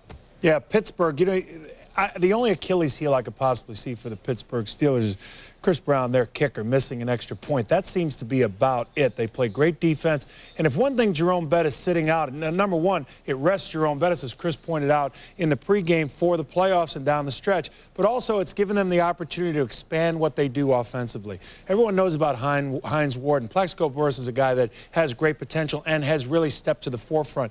It's given Cordell an opportunity to say, hey, I am an MVP candidate. Yeah, right. And that extra point, a little bit of defensive Chris Brown, that was a bad snap, Howie. So, I mean, you know. As Howie would say. The Steelers now. The Steelers, man. A lot of love. Really, it was a bad snap. You're defending kickers now? Yeah, it was a bad snap. It was a bad snap. These halftime will continue. He's also a Husker after this. He's had a great year. Visa is proud to celebrate the fans this season. Visa, it's everywhere NFL fans want to be. With a win today, the Pittsburgh Steelers clinch a first-round playoff bye. They lead the Detroit Lions at the half by the score of 27-14. We'll return to Pittsburgh after these messages. Steelers leading the Lions at the half, 27-14, as we welcome you back. Kenny Albert along with Tim Green. If you're a fan of the punters, Tim, I know you are, turn the channel. No punts in the first half, only touchdowns, turnovers, and missed field goals. And in all seriousness, the Pittsburgh Steelers, Tim, 11-2 on their way to the playoffs. Raiders lost last night. How good is this Steelers team? They're outstanding. They have everything that you need to be a championship football team. They've got a dominating defense. Does it remind you of anything? Remember those days? Well, they've got it again. The same thing going on that defense. They've got ground control. Remember Franco? Well, now they've got the bus and Fuamatu Ma'afalo. They need big playability. Remember that? Remember Swan and Stallworth? Well, guess what? They've got it today. Look at Plaxico Burress. They've got Hines Ward, and Cordell Stewart is just fantastic right now. The top rushing quarterback in the National Football League. And he's been outstanding in the passing game. He's giving them what they need offensively, the balance. And then, Kenny, defensively, I know that Detroit has 3 turnovers, but there's a reason for those turnovers. Each of them was because of the tremendous pressure that this blitzing defense, this 3-4 defense, put on Mike McMahon.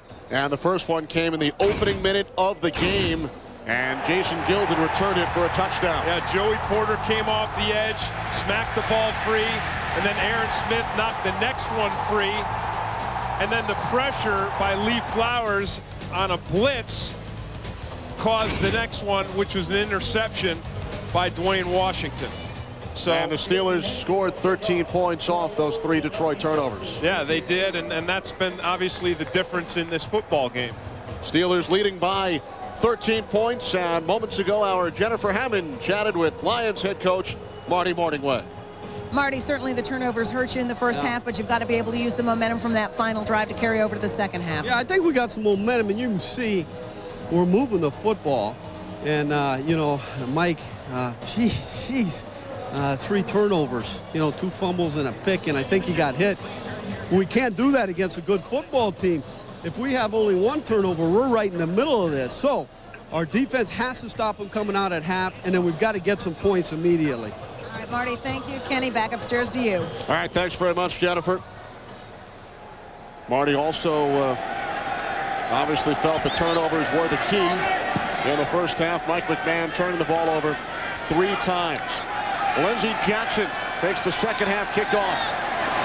Stays on his feet and is brought down at the 23-yard line after a 22-yard return. Well, Kenny, you heard Coach Marty Morningweg. His team has been able to move the ball. Look at it. They've got 159 yards of total offense. Steelers with only 185, but this has been the difference. Those 3 turnovers, and that's why the Steelers haven't had to go very far to score a lot of points.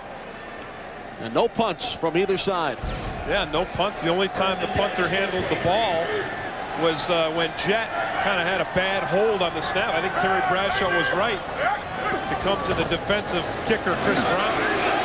Fuamatu Ma'afala, who had a big first half with 61 yards on the ground, gains 11 on his first carry here in the second half. I am so impressed with what Bill Cowher has got this team doing.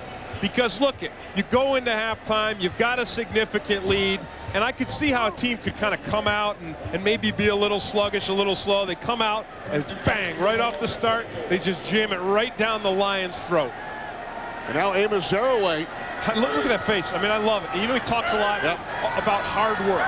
Hard work. He's always talking about the hard work that this team has put together. Off the 360 from Stewart, couple of penalty flags. Amos Zaraway into Lions territory, his first carry of the game after a 73-yard effort against the Ravens. He injured his shoulder in the fourth quarter last week, and Zaraway, nicknamed Famous Amos, gained 17 yards on his first carry today. And I think Kelvin Pritchett got tackled behind the line of scrimmage. Holding, 77, offense, still first down. Yeah, Marvell Smith, in an attempt to prevent this penetration by Pritchett. Watch him right here, watch him. Yep. And he just kind of, it wasn't too bad, but he did hook him underneath the arm. So Zaraway's 17-yard gain erased. And the Steelers will now have 1st and 20. You heard Marty Morningweg talk about the importance that his defense come right out and get the ball back immediately.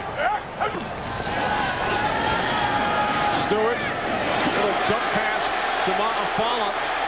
Stiff arms one man, goes by another. One man to beat. It's Todd Light, and Light gets him at the 24-yard line. A 54-yard gain on the pass from Stewart to Ma'afala. Exotic smash mouth football, an exotic formation. This is their Bravo. 1, 2, 3. You don't see that very often. It gives an offense total balance, and there's an exotic play. Now it's smash mouth, blocking downfield by everyone, linemen, wide receivers, and then just hard, tough running by Fuamatu Ma'afala.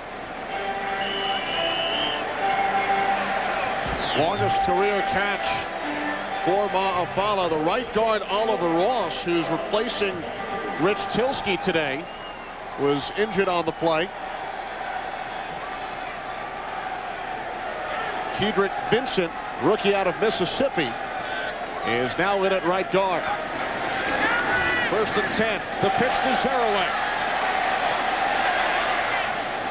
Zaraway finally brought down at the 18-yard line after a gain of 4.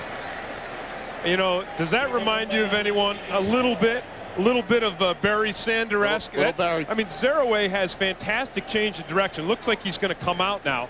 He's struggled with an injury over the last several weeks, and they didn't know how much he'd be able to play. But you could see his great elusiveness. And again, Bill Cowher talked to us about the depth of his team. You've got Jerome Bettis, who's one of the best. You've got Zaraway, who's outstanding and a change of direction runner. And then we've seen what Fuamatu Ma'afala has done today. He's been fantastic. 2nd and 6. Stewart's pass nearly picked off by Westbrook. Should have had it. Stewart's pass incomplete. He'll be dreaming about that one tonight. You know what? He won't even be dreaming because he's not going to be able to sleep. But he'll be lying in his bed and he'll replay that in his mind 1,000 times. because that one was almost too easy. And it was laid in there. It had a lot of air under it. And Brian Westbrook, I do feel for him because, look, again, the Steelers have a better football team than the Detroit Lions. And the Lions need a lot of big plays if they're going to somehow come up with a win against the Steelers team. 4 wide receivers on 3rd and 6. Stewart looking end zone, intended for Plexico Burress. Jimmy Wyrick on the coverage. Wyrick only 5'9", Burress 6'5", but Wyrick made the play, something he could not do against Keyshawn 2 weeks ago. Well, Wyrick is beat. I mean, he's got the inside position, but you see Burress comes off him and leaps up. And I'm really surprised that Plexico doesn't make that catch because he's made quite a few of those so far this season. This will be a 37-yard attempt.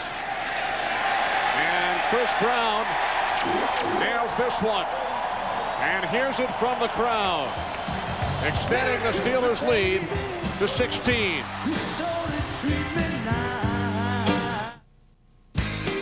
Fox NFL Sunday, brought to you by UPS, the official delivery company of football fans everywhere.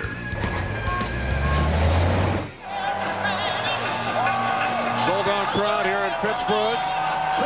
Steelers 5-1 at home this year. Lead the Lions 30-14 early in the second half. A win today buys the Steelers a first-round bye in the playoffs. That is critical. And if they keep going with Oakland losing last night, they're in the driver's seat for home field throughout the playoffs. And how big is that as the weather turns nasty for teams to have to come here and try to beat the Steelers with their awesome ground game? And how big were the 2 late field goal miscues last night by Sebastian Janikowski? The other thing you need for a championship season is to have zealots in your fan base. And I'm not talking about the young kids there. I'm talking about these guys up here. Those are zealots, fanatics, lunatics, numbers on their faces, paint. As far as they have shirts on. No, look at this. I mean, this is impressive. And there's Dwayne Washington there, and then you got Kendrell Bell on his forehead. And then on his other cheek, there's Casey Hampton. There's Cordell Stewart right there, number 10. There's Hines Ward, number 86. Who's over here, Kenny? That's Jeff Hardings. Jeff Hardings. So this is the offensive zealot, and the other guy is the defensive zealot. And I think the Steelers are ready for a championship season. 2nd and 10. Here comes Flowers. He got him. Penalty flag on the field as well. It's the 3rd sack of the day for the Steelers. Well, it has been one tough day at the office for the young quarterback, Mike McMahon.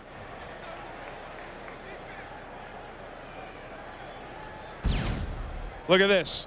3 fumbles today, 2 of them lost, 1 interception. That was caused by the pass rush.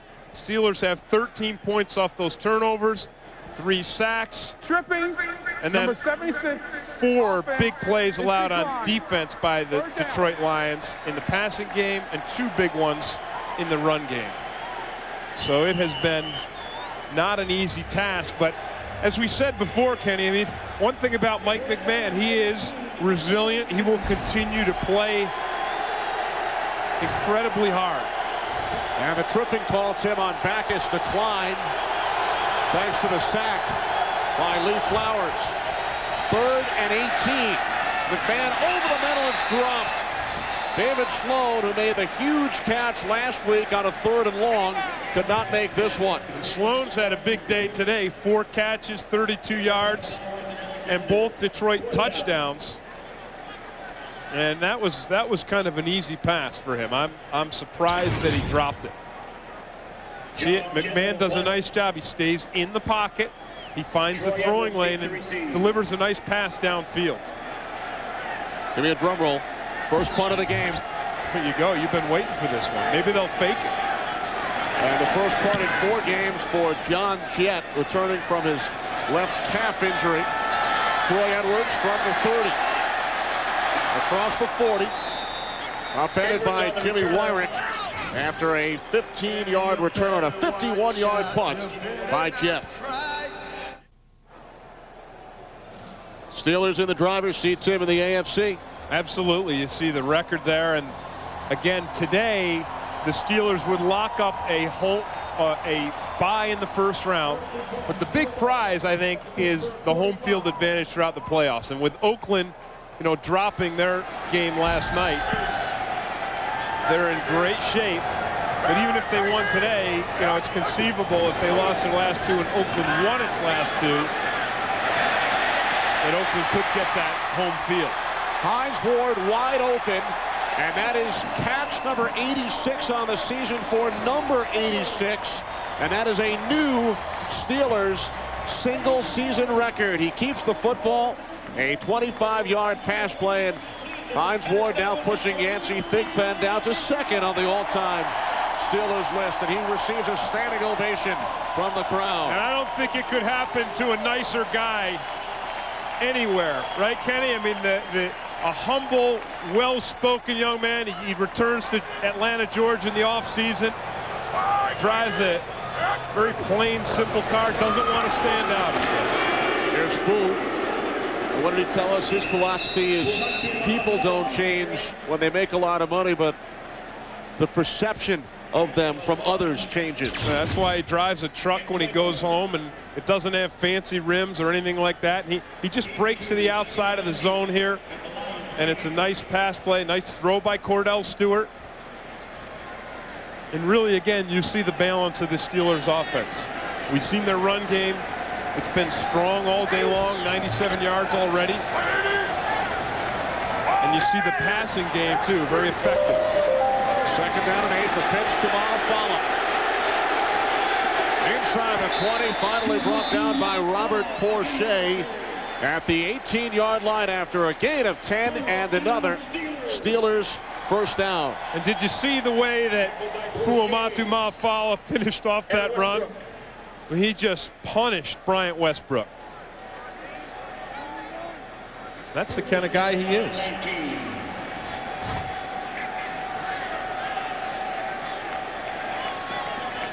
Fuamatu Malfala now with 82 yards on the ground. A new career best. Play clock winding down. Stewart lofting one up for Burris. He makes the catch for the touchdown. Plexico Burris.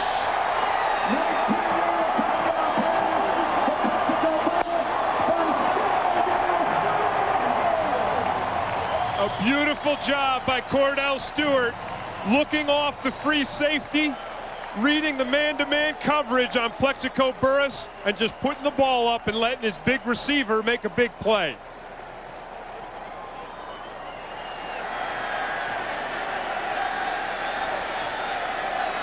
Fourth touchdown catch of the year for Burris. Brown adds the extra point. Cordell Stewart ties his career high with his third touchdown pass of the game. Fox NFL Sunday is brought to you by Southwest Airlines, proud sponsor of the NFL and official airline of Super Bowl 36. By Saturn, now with two distinctively different car lines, the L Series and S Series. By DirecTV, the #1 satellite entertainment provider. And by Dr. Pepper and your local Dr. Pepper bottler. Be you, nothing's better, Dr. Pepper. Art Rooney would certainly be proud of the 2001 version of the Steelers as they look to add a 5th trophy at their practice facility, the 4 Super Bowl trophies. And the Steelers lead this one 37-14. Desmond Howard. Howard out to the 21-yard line. Well, Kenny, I want you to watch Cordell Stewart. Watch his head. This is his target here. He's keeping the free safety. See how he's looking left, looking left? That freezes Kurt Schultz, so he knows he has a man-to-man matchup on the outside with Plexico Burris against Westbrook. And watch Burris. Does a beautiful job with that tall, athletic frame, leaps up, and makes the big play. I like his cornrows, too. Yeah.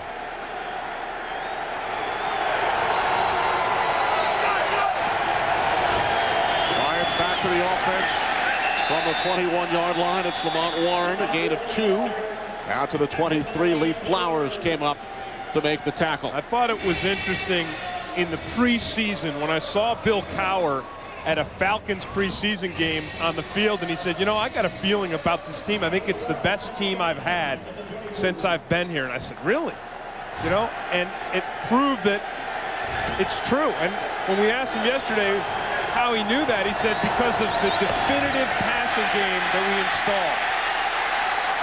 McMahon again under intense pressure, forced to throw it away. Kimo von Oelhoffen was in his face along with Aaron Smith. I think that Bill Cowher knew what his defense could do. He knew the pressure that he could put on opposing offenses, and I think he knew that he had a running game. But the problem with the Steelers over the last couple years has been the passing game. And they changed the whole system, and Mike Mularkey put something in that Cordell Stewart likes. And that's the final piece of the puzzle, and that's why the Steelers are looking like a championship team. 3rd down and 8 as McMahon fires incomplete. Off the fingertips once again of David Sloan. And Mike Mularkey, Tim, is Cordell Stewart's 5th offensive coordinator here in Pittsburgh in 7 seasons. Well, it was interesting to have Cordell Stewart tell us that, you know, we were always arguing under the old system about who's right. Now we just talk about what's right, because every play is clearly defined, and it's what's right. It's not who's right, because you don't have to have multiple players making multiple interpretations of a defense. They simplified things, as the Ravens did last year during their Super Bowl run. Penalty marker down as Troy Edwards weaves his way down to the Lions' 41-yard line. A 31-yard return following the 48-yard punt by Jett. Penalty flag back at the 30.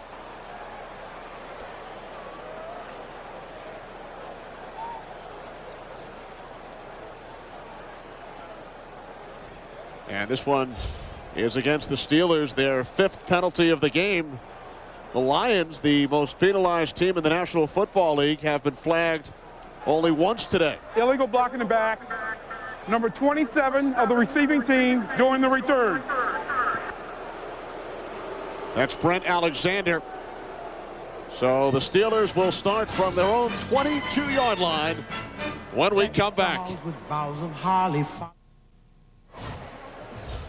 Head coach Bill Cowher's sense of justice was offended. Now there's the block in the back right there, but the officials said the penalty was on number 27, and Bill Cowher says if you can't see the right number, then how can you make the call? 27, Brent Alexander, was not on the field. It was actually number 23, Jason Simmons.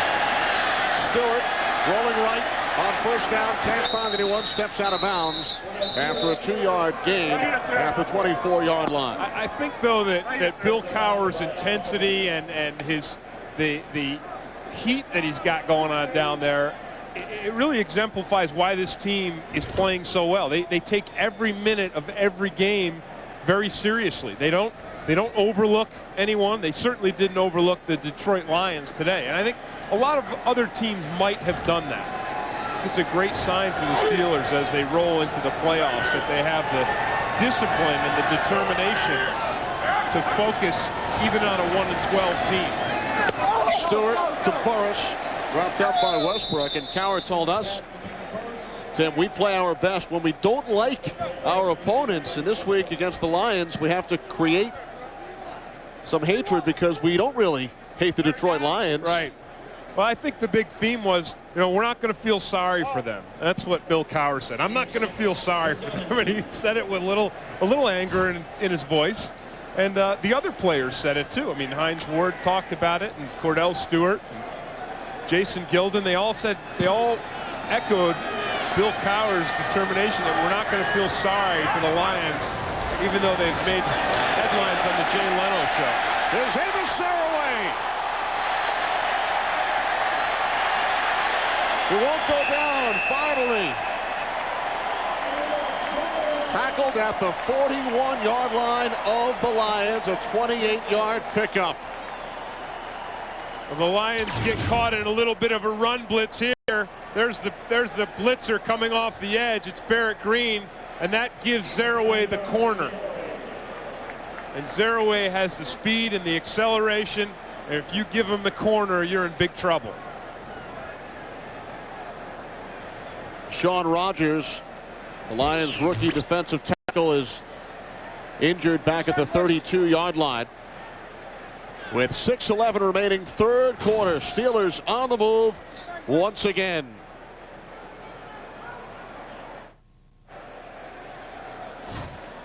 Sean Rogers is the injured Detroit Lion. Here's Rogers right here, and he is one huge man. There's the block right there. It's a low block outside the box. And what did he say to us yesterday, Kenny? He was knocking glasses over in the meeting room, and he said, I'm like a bull in a closet. Not bull in a china closet. Not a China store, because every room is like a closet when you're as big as Sean Rogers. And he's played really well, too. I mean, he's not only big, he's powerful. And I think he's had an excellent rookie season. And he said this past week, following the Lions' first victory, was pure enjoyment. Down to the 36-yard line. Rogers was able to go to restaurants, go to stores with a big smile on his face after the first win in 13 games. He said he took out his credit card, and then he'd let the store clerks and the restaurant and the waiters see his player's card at the same time. And boy, I don't know if you could mistake him for anything but an NFL player. I mean, he is just an enormous man. Well, perhaps you could mistake him for a bull in a china closet.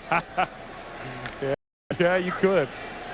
Second round pick. He was a projected first rounder. Underwent ankle surgery last January and came back earlier than many people expected. 2nd and 5. The pitch to Malafala. And he pulls his way down to the 31-yard line as we check in with James Brown. JB. Hey, Kenny and Tim, how many highlights have you seen of Marshall Faulk? Take a look here on the delayed handoff. Nice shifty move there. Burst to daylight. Hey, fellas, 70 yards later, he's at pay dirt. He's rushed for 327 yards in 5 quarters against the Panthers this season. League leading 16 touchdowns. 31-16 Rams over the Panthers. Kenny and Tim. Wow, thanks, JB. You know, as you look at the standings there with St. Louis and over Carolina, I think we could see a St. Louis-Pittsburgh Super Bowl. I think that's probably very likely. St. Louis, I think, is the best team in the NFC, maybe in football. But the Steelers, the way that they have come on over the second half of this season, they're playing really as well as anyone. I think if the Steelers lock down this home field, it's going to be very difficult for someone to come here to Pittsburgh on this scratch field in this weather and beat them. Stewart swings it out to Hines Ward. Well, 22 years ago, the Steelers won their 4th Super Bowl title by defeating the Los Angeles Rams back in January of 1980. Yeah, you foresee a possible Steelers-St. Louis Rams matchup. I do, and I think that the Steelers are one of the few teams that have the capacity to beat the St. Louis Rams, because I think that they could get pressure on Kurt Warner. Because if you're going to beat the Rams, you have to disrupt him in the pocket. And if the Steelers have anything, they have a disruptive defense. 2nd and 5. Malafala takes 4 Lions to bring him down. A career game for Montu Malafala. Tackled by Schultz. That is 21st carry, 96 yards on the ground, filling in for the injured Jerome Bettis. Kenny, we're being told that Sean Rogers has a lower back strain and his return is probable.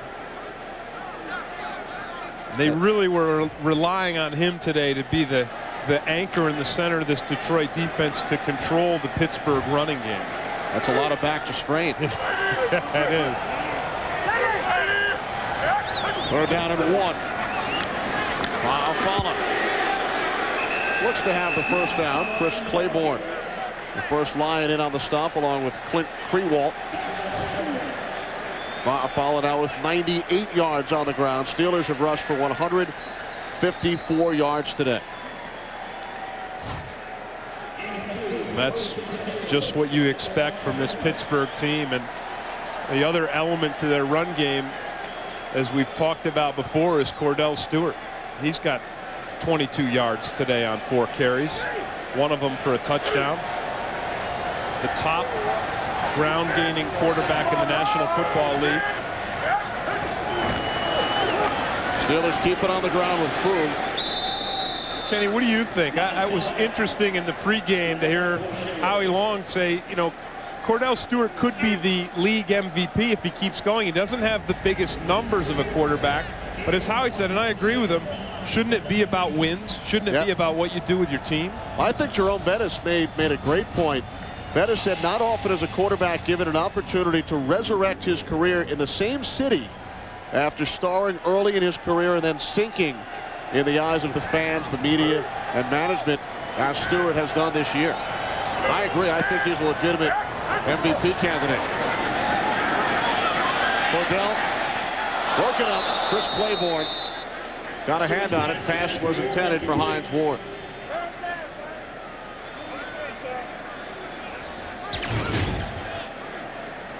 Again, Cordell on the move, and you see him looking downfield and trying to force that ball in there, and that's what you can do when you have this kind of a lead in this kind of a game.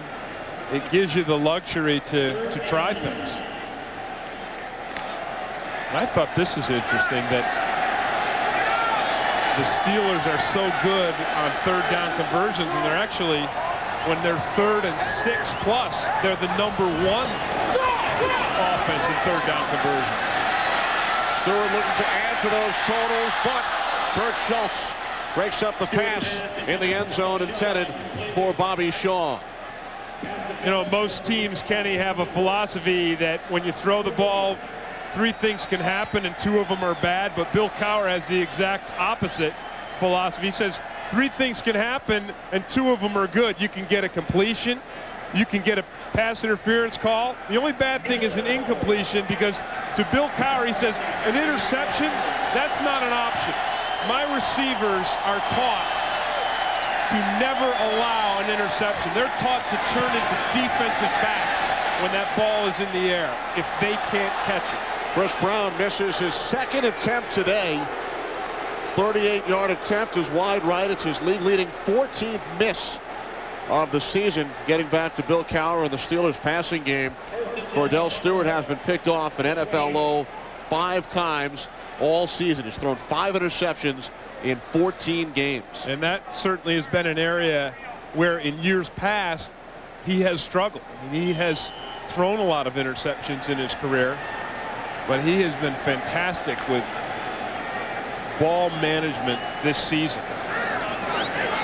Mike McMahon was terrific as far as ball management was concerned. His first 2 starts, but today he's committed 3 turnovers. McMahon and the Lions back to work. McMahon overthrows the intended receiver, Gianni Morton. Well, Tim, coming up in February, NASCAR returns to Fox.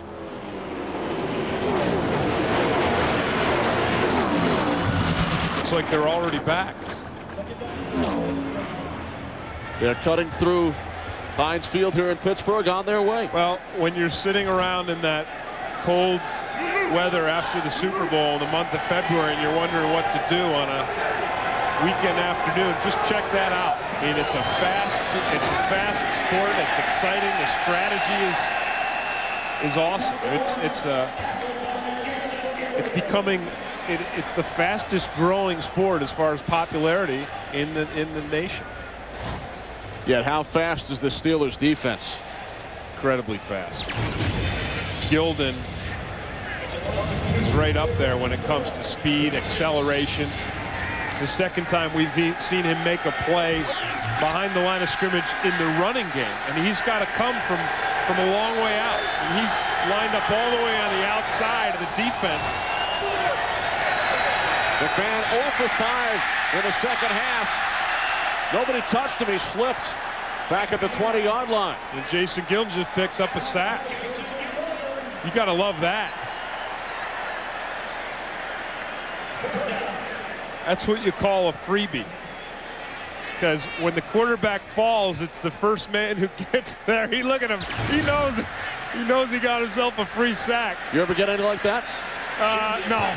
I could never be the first one there if the guy fell. Mike McMahon just falls and Gilden touches him, so then he's down and gets a sack. Steelers' 4th sack of the day. The punt is down back at the 47-yard line, a 32-yard kick by John Jett with 6 seconds remaining in the 3rd quarter. All Steelers led by Jason Gilden and the defense. Gilden scored the game's first touchdown in the opening minute. And the Steelers well on their way to their 7th consecutive victory and win number 12 on the year.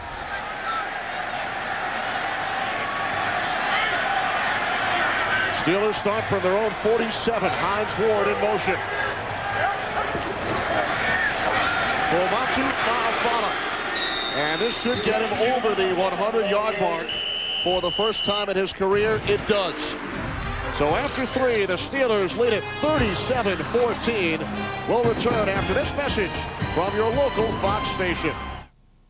You're watching the NFL on Fox.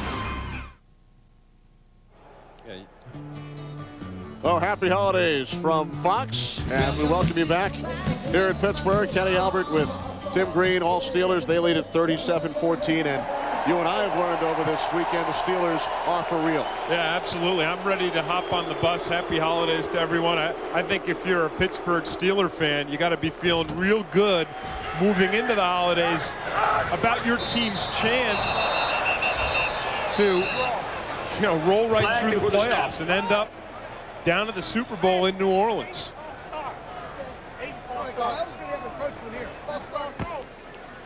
Prior to the snap, false start, number 80, offense, still second in.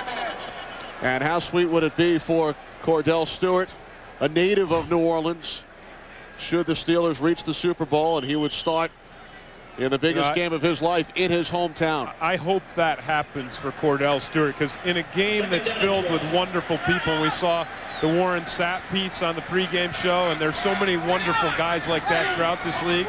I don't think any could be nicer than Cordell Stewart.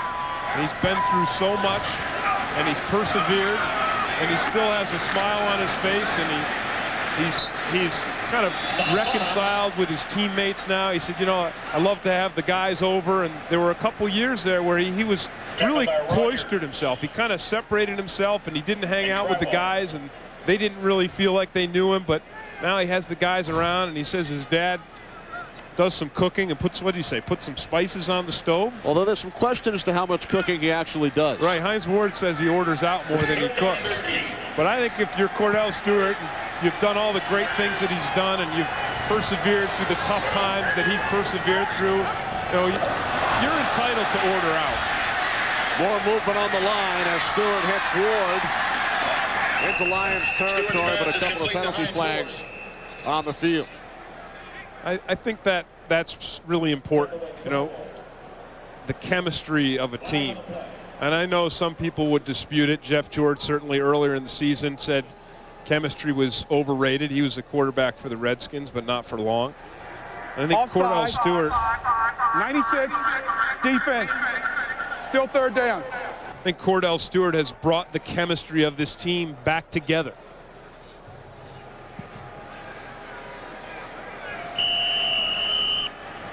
Stewart said he has a better understanding for things after going through what he went through over the last 3 years.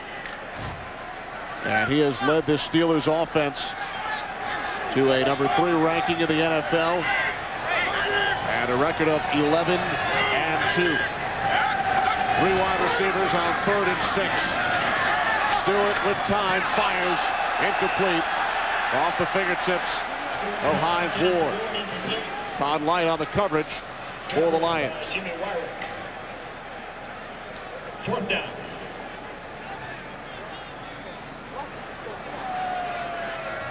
So for the first time in today's game, Steelers punter Josh Miller gets to apply his craft.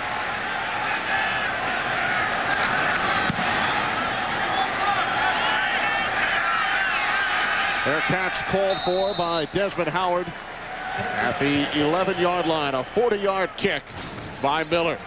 Early 4th quarter from Pittsburgh.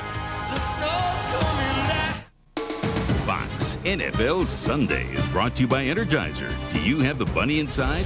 By Norelco for an unexpectedly close shave guarantee. Put it to the test.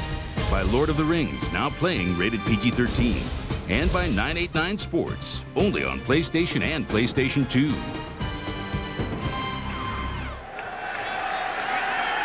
Steelers leading 37-14. Lions start from their own 12-yard line.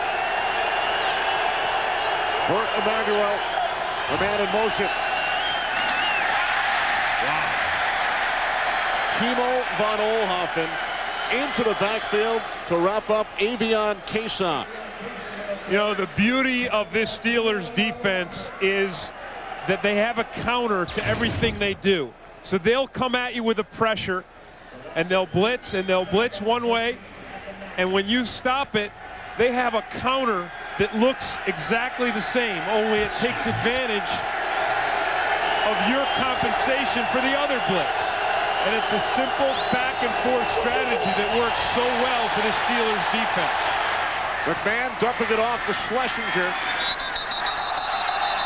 He was down before the ball popped loose. Casey Hampton made the stop after a gain of 7. And you just saw that Mike McMahon is on the run again. They collapsed the pocket. He was under intense pressure on that play, and he was lucky just to dump that ball off to Corey Schlesinger. Look at the yardage difference here in the second half. I mean, the first half, the Lions hung in there, but for their turnovers, they were in pretty decent shape, but it's just been a rout here in the second half against this dominating Steelers defense. Here comes the blitz. 3rd down and 7. McMahon's pass is, let's see, incomplete. Scotty Anderson, the intended receiver. Let's take a look at it. That one looked pretty close.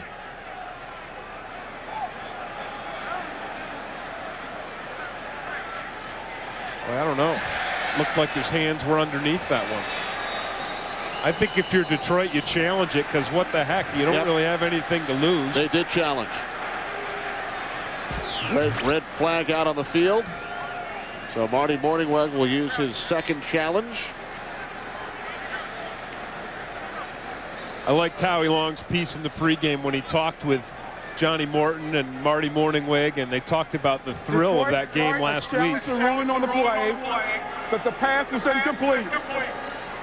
And the post-game celebration after their first win. Well, and you know, Todd Light said it was like a wild card win or a playoff win, and Howie said it looked, you celebrated like it was more than that. Yeah. And then Todd Light said, you know, Howie, you're right. I mean, we really did. It was an incredible sense of relief and accomplishment, because they were the butt of jokes by Jay Leno and David Letterman and every other comedian across the country.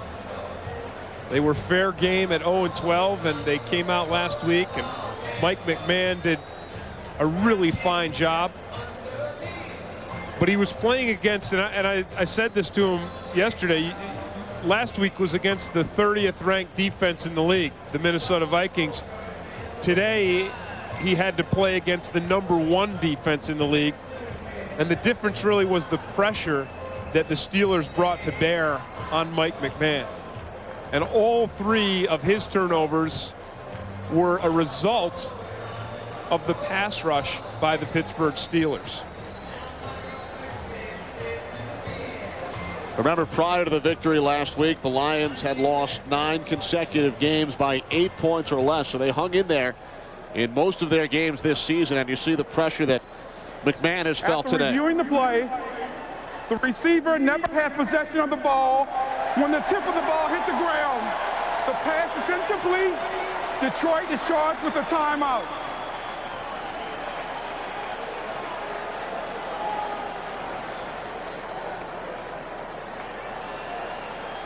Well, there's that, I don't know. Again, I think that you go back to the rule that you need indisputable visual evidence to overturn the call. And that's what the replay is for. It's for the glaring mistakes that change a game. And that certainly probably wasn't a mistake at all. And if it was, it wasn't glaring. And I like the replay rule. I know Bill Cowher told us Friday he didn't like it, but Cowher benefits from this replay. Punt was down at the 44-yard line. 31-yard kick. Early fourth quarter from Pittsburgh. We'll be back.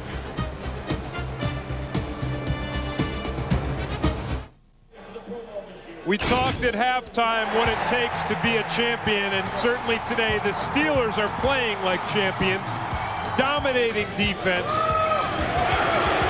ground control, and then you have to have the ability to make big plays and stretch the defenses. And Plexico Burress has emerged as that big play receiver, and Cordell Stewart is having a fantastic year. He's throwing the ball downfield, and when he's not doing that, he's running for first downs and really just taking the heart out of opposing defenses. First NFL action for R.J. Bowers, elevated from the practice squad this week, number 33. The pitch to Bowers out of Division III Grove City College, and he is the all-time leading rusher in NCAA history. So Bowers' first carry as we check in now with James Brown. Hey, Kenny, Brian Urlacher have been pressuring Dick Duran to play offense here on the fake field goal.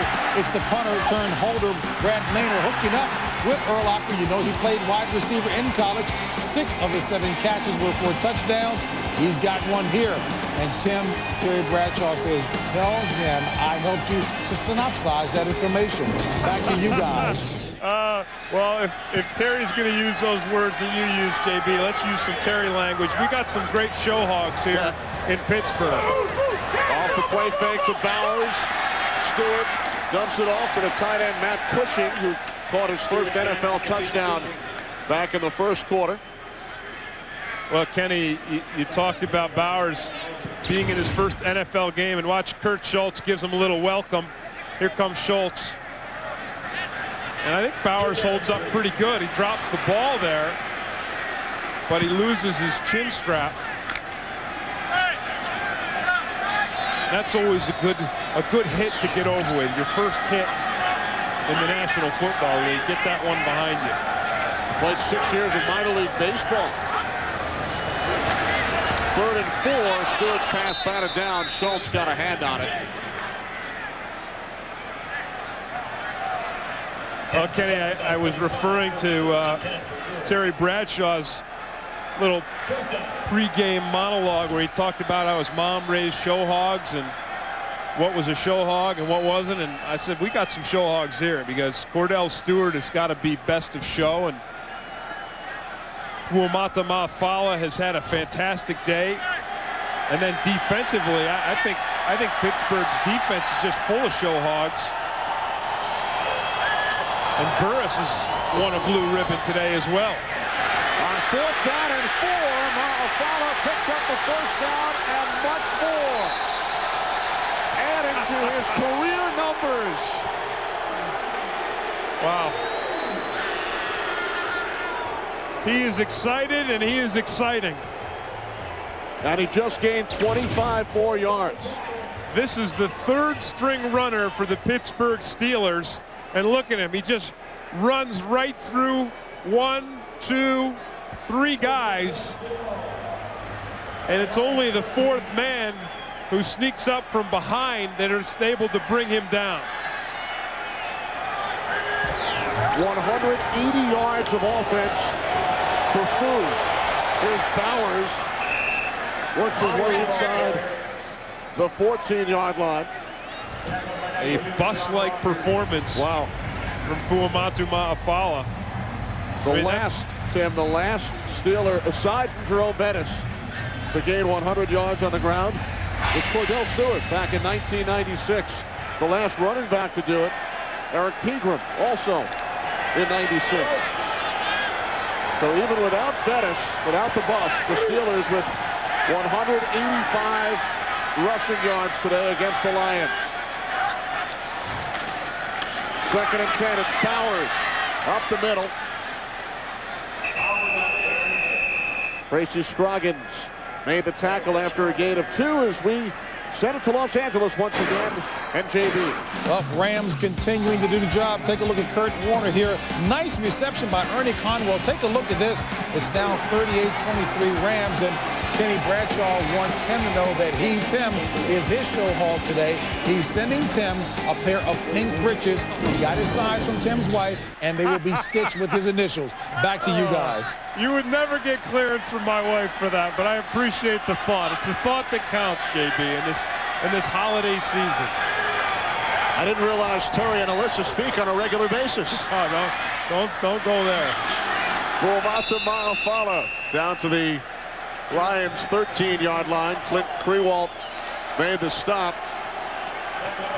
And you hear the mixed reaction as Chris Brown, who has already missed 2 field goals today and 14 on the season, comes out to attempt another.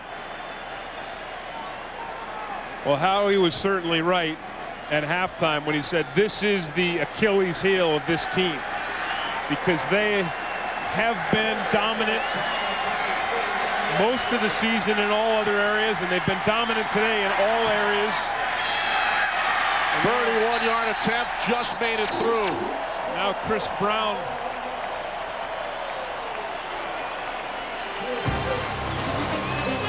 So Brown now 2 of 4, extending. Today's game is being seen live around the world by the U.S. service men and women through the facilities of the American Forces Television Service. All of America salutes you and greatly appreciates what you do for our country. Yeah, we certainly have not forgotten all of you overseas who are keeping us safe here in the States. Desmond Howard takes a knee in the end zone. Big day for Fu. 40-14 Pittsburgh.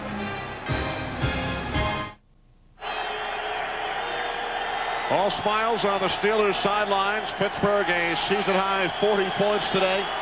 And Cordell Stewart accepting the congratulatory handshakes from his teammates. Well, you talk about focus coming into a game. How good was it when Bill Cowher didn't even know what his team's record was? Remember that? Yeah. Friday? What's our record anyway? All he was thinking about was this game. Earl Holmes up the middle. Steelers sack number 5. Well, we talked about the Steelers 3-4 defense, and you never know which linebacker is coming at you. And we've seen them all today. We've seen Gilden, we've seen Bell. This time it's Holmes, and he picks up his first sack of the season. And that is the danger of the 3-4.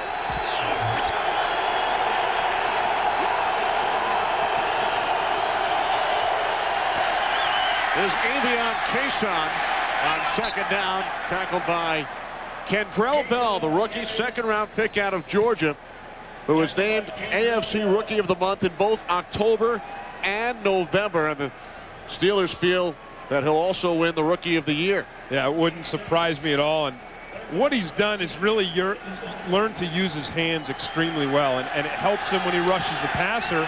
And he said it also helps him to stay healthy. He keeps those big offensive linemen off his body, and it's kept him healthy. And the Steelers' defense as a whole has been healthy all season long. McMahon complete to Burt Emanuel. But Emanuel about 1.5 yards shy of the marker.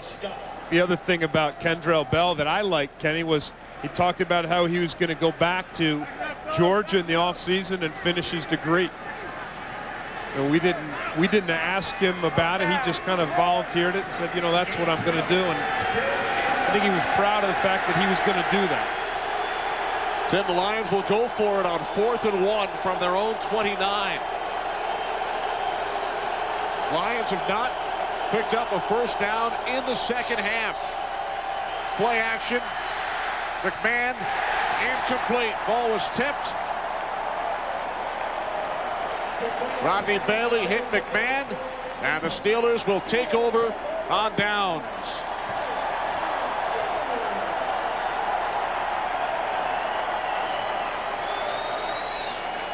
Well, terrific job by our entire crew, not only today, but all season long. Our producer, P.T. Navarro, director, Peter Bleckner, our associate director, Derek Manning, broadcast associate, Robert Slawsby. There's the senator, Bill Murillo, native of Pittsburgh.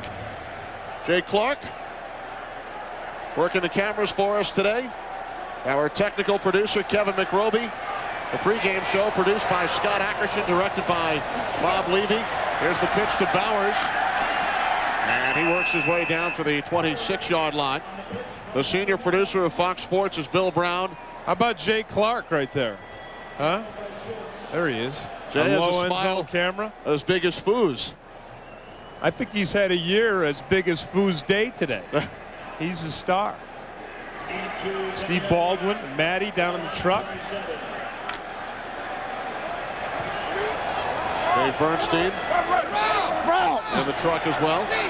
Gene Matthews.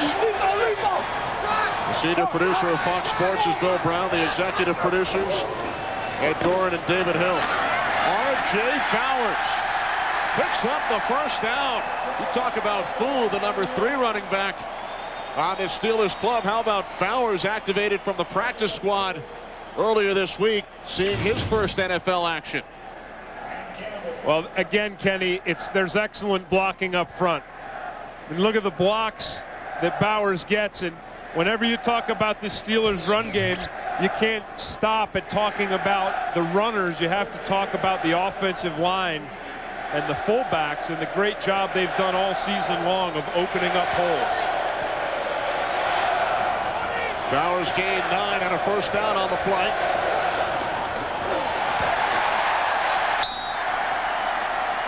Steelers now over 200 yards on the ground. So after Cordell Stewart threw for 3 touchdown passes today, Tommy Maddox in his second game this season. First round pick by the Broncos way back in 1992.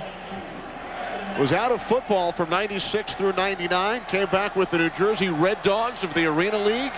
And was the MVP, Tim, of the XFL with the Los Angeles Extreme. Won a job in camp. Hands it off to the fullback, Dan Kreider. Jamie McCombs, Jeff Morello also doing a terrific job with us all season long. Eric Norton, Josh Weingrad crunching the numbers in the truck. Ethan Cooperson and Ben Boma up here in the booth. Keith down in video. Don't forget Keith. Can't forget Keith. There's Jeff. You know what, Bobby, I'll take it.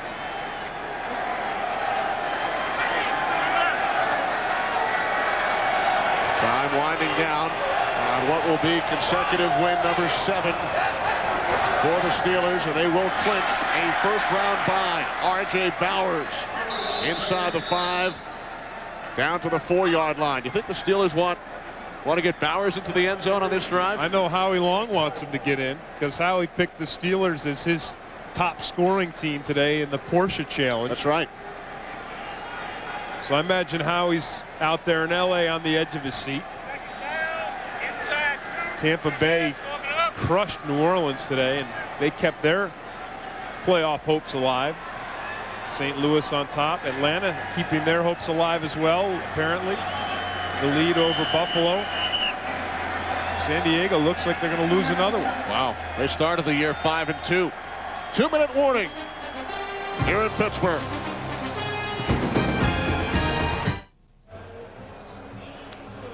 With the win today, the Steelers will clinch a first-round bye, and one more Pittsburgh win or one more Oakland loss and they would clinch home field throughout. Pittsburgh goes to Cincinnati next week, and then they finish with Cleveland at home in 2 weeks.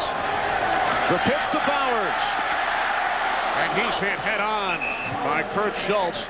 Raiders' final 2 games, Tim, in Denver, and then home for the Jets. Well, I think Pittsburgh fans have to be feeling that their chances are pretty doggone good. Yep. That they're going to have some playoff seats here at Heinz Field in Pittsburgh. Steelers haven't gone to the playoffs since the 1997 season. This their first division title since '97. A season high 40 points. The defense got the job done early on the opening drive as the Steelers call timeout on the Lions' opening drive. Joey Porter the sack, number 55, and number 92, Jason Gilden, returned it 26 yards for the touchdown. Lions came right back and scored on their next drive, but since then it's been all Steelers. Well, tonight on Fox, it's a full night of comedy, starting with back-to-back episodes of King of the Hill, followed by The Simpsons, Malcolm in the Middle, a holiday episode of That 70s Show, and an all-new holiday Futurama. It all starts tonight at 7, 6 Central on Fox. Well, Marty Morningweg's Lions, after winning their first game last week, will fall to 1-13. But I think Marty Morningweg knew when he came in here to face Bill Cowher's team that he was outmanned. And I think he knew, you know, if you use the prize fighting analogy, that he had to land a lucky punch from way out to beat this Steelers team that is such a complete team and that is playing at such a high level right now. Tommy Maddox dives for the end zone. Touchdown!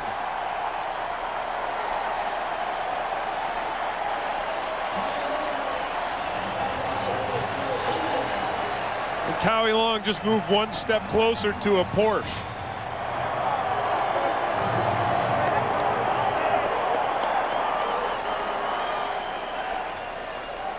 And this is the 6th time this season that this Steelers offense has gained more than 400 yards. Wow.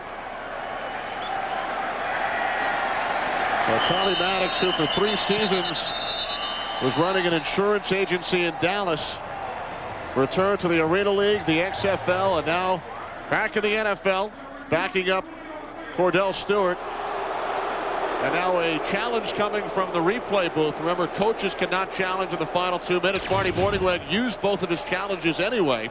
And up in the replay booth, they are taking a look at whether or not Tommy Maddox was in. All the ball has to do is cross the plane before he's down. Right. And as soon as it touches that plane, wherever it is, and I think that his looks like knee, he was down. His knee may have been down before he reached the end zone. However, I will say this again: it has to be indisputable. There's the knee, and I don't know if you can, you know, without the advantage of being right on the goal line, if you could say that the ball right there isn't a cross, because, you know, we've got a depth perception situation, right? I feel like that's a DPS. Yeah. A depth perception situation. So can you say again with certainty, because from that angle it looks like the ball's across, so it depends on the angle that you're looking at it, but you see the official right here, and he's got the view right on the line. And you know Howie Long is watching with bated breath. Yeah, absolutely. So I think this one has to stand. James Wilson, the head linesman, made the call at the goal line. Yeah. He's looking at whether or not the ball crossed the plane. Well, he had a better angle than any of the cameras. I guess at this point it's somewhat irrelevant, wouldn't you say? Not for Tommy Maddox. Well, not for Maddox. Not for Howie. Maddox spent time with the Broncos, the Rams, the Giants, went to camp with the Falcons in '97. There is no visual evidence to overturn the ruling on the field. We have a touchdown. So Tommy Maddox with a 5-yard touchdown run. So 2 quarterbacks from the Steelers have run for scores this afternoon. Yep, and there's the touchdown, and here's Plexico Burris's reaction on the sideline. He and Maddox must be pretty good friends. Everybody loves the backup quarterback. And in Pittsburgh this year, everyone loves the starting quarterback too. True.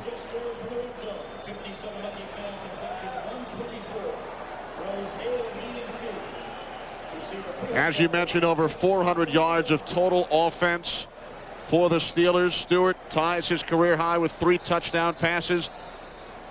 Ma'afala, career best, 126 yards on the ground. And Hines Ward in the record books with 87 receptions. That's a new Steelers record. So records tied and broken throughout today's game. Steelers have scored a season high 47 points, including 20 in a row here in the second half.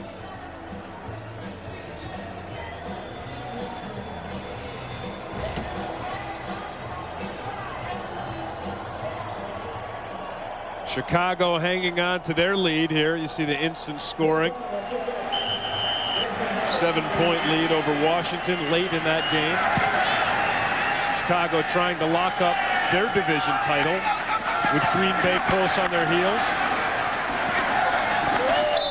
Remember last year the Lions were in the hunt for the playoffs the final week of the season, and they were eliminated by Chicago on a Paul Ettinger field goal in the final seconds. Lions finished 9-7, missed the playoffs.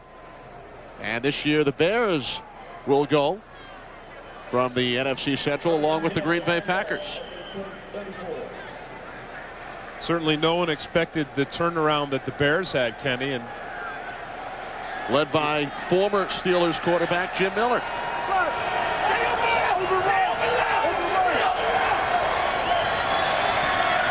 So Mike McMahon in his homecoming to the Pittsburgh area showed some good signs in the first half, but also committed 3 turnovers, and in his 3rd NFL start will drop to 1-2. Yeah, but again, I think that the turnovers were more a result of what Jason Gilden and the Steelers defense did than what Mike McMahon did or didn't do.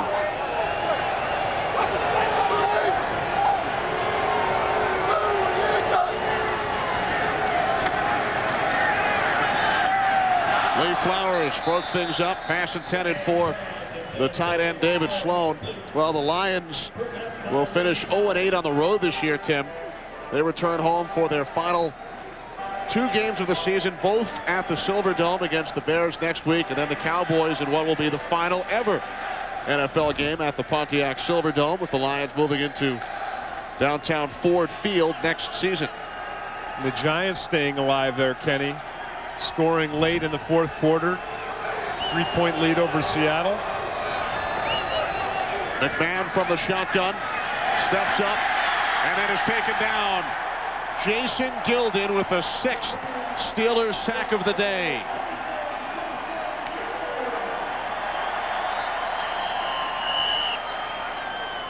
Well, 2 weeks ago when Detroit played Tampa Bay's defense, they did a lot of max protect, and they kept things simple for Mike McMahon.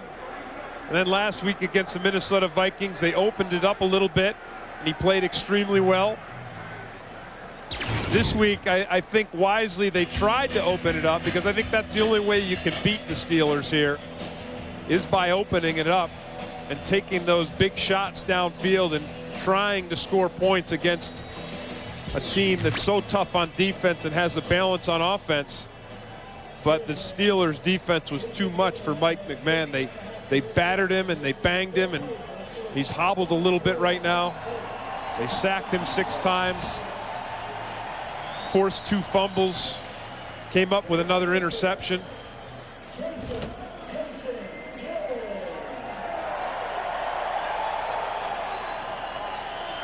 Lions will go for it on 4th and 15 with 40 seconds to play. 3 wide receivers. And they keep it on the ground with Lamont Warren and Jason Gilden, who started the game with a touchdown in the opening minute. Will put the exclamation point on this one for the Steelers defense. There's just one more sign of that speed that this Pittsburgh defense possesses. And Gilden is right up there, one of the fastest of them. He and Kendrell Bell, Joey Porter has had a real solid season. Lee Flowers, who Bill Cowher says is one of the inspirational leaders of his defense. He forced the one interception that we saw today. Fuamata Mafala with an exceptional game by him and the entire Steelers offensive line. So in 3 weeks, the Steelers will be off. They clinch a first-round bye. They are now 12-2 on the season. The Lions drop to 1-13. Big day for Cordell Stewart, Chris Fuamatu Ma'afala, and the entire Steelers defense. For Tim Green and Jennifer Hammond, this is Kenny Albert saying so long from Pittsburgh. We send you to Dick Stockton, Troy Aikman, and Darryl Johnston for the Bears and the Redskins. The Autotrader.com postgame show is brought to you by Autotrader.com, the biggest, best used car site on the planet. Tonight on Fox, spend the night with 3 hours of holiday comedies wrapped up for the entire family. King of the Hill, The Simpsons, Malcolm, That 70s Show, and an all-new Futurama. And it all starts at 7, 6 Central, right here tonight on Fox. As we bring you into the Autotrader.com postgame report back here in Los Angeles. Full house as we get you caught up on action around the NFL. So, the Chicago Bears up in the Washington Redskins by the score of 20-15. Urlacher on your left, LeVar Arrington on your right. But it's Stephen Davis inside, easy touchdown run of 3 yards. 7-3 Washington over Chicago. Then Leon Johnson takes his pitch under the eye, takes it wide right, cuts back against the grain. 32 yards later, Bears touchdown, 10-7 Chicago. Tony Banks back, guns it, baby, down the middle. Zeron Feldman, flip miss. Yeah, 33-yard completion. Write it down, Howie. And then fake field goal. Brad Maynard to Brian Urlacher, 27-yard touchdown. Dick Duran calls him his MVP. Now, 4th and 1. Chicago 3-yard line. Banks pass to Rod Gardner. Incomplete. There's your final. Bears 20-15 over the Redskins. And after the game, Pam Oliver, who did that outstanding report that we saw on the pregame show with Warren Sapp, but she caught up this time with the outstanding defensive tackle of the Bears, Ted Washington.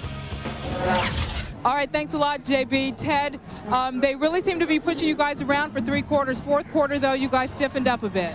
Well, we know it was going to come down to the 4th quarter. Defense bear down. I'm glad offense, special teams came with that trick play that helped us out a lot, and defense got geared up, and we came with all those sacks in the 4th quarter. Special teams play with the defensive guy as the star, Brian Urlacher. Tell me about that. Nobody had no idea that play was coming, and I don't know where it came from, but it was the right play at the right time, and it helped us out. All right, Ted, thank you very much. Let's go back to JB. All right, Pam, thank you very much. Howie and I are smiling here. She couldn't catch up with her, Brian. Pam is a pit bull. She was after Urlacher. She couldn't catch him. She figured I'd catch Ted. She got Ted. And Ted's not very talkative, huh? No, he's not. Talk about that game, Chicago and Washington. Well, you know, Chicago, once again, and as they mentioned in the game, they just seem to know how to win the close games. And, you know, if it's a fake field goal with Urlacher, catching the touchdown, converted wide receiver from New Mexico State, played linebacker his first 2 years there, played safety and then played linebacker, obviously, the first 2 years. And, you know, here's a guy you got to throw out there for what, Chris? MVP, man. I'm telling you. Who is this now? I mean, in this year where there's really not a dominant offensive performer, everybody's so shocked with the Chicago Bears. Why not? So you're not arguing about Cordell Stewart now, right? No, what? Cordell's a candidate, too. We shall see. He played great today. There you go. I think about it. The season's not over yet. TB. Give Dick Duran a little love. I'm going to give Maynard, the punter, a little love because actually Dick Duran said that the punter, Maynard, should be his MVP, the guy who threw the touchdown pass to Urlacher. And the reason was because of his hang time, and this football team, because of their offense and the way they like to control the clock, he has great hang time, and he's a great positional kicker. These are not my words. These are Dick Duran's By the way, words. Chris Brown, kicker for the Pittsburgh Steelers, who you defended earlier, has missed 14 field goals this year. He didn't mean to, 14. though. He did Terry not mean Bradshaw to. also talked about Tampa Bay coming up with a new show pig. They had that show pig on display They today. brought out the blue ribbon hog. That's not him. Not Warren. I'm not talking about you. Brad Johnson back, Carl Williams. 14-yard touchdown. Great spin move. Dives in there. Here we go. Start counting up the points. 7-0. Bucks. Aaron Brooks picked off. Rondé Barber taking on back to the 12-yard line. Good run on return. Then that led to a Mike Allstott 1-yard touchdown run. And then Ward Dunn takes his dump pass. Great running.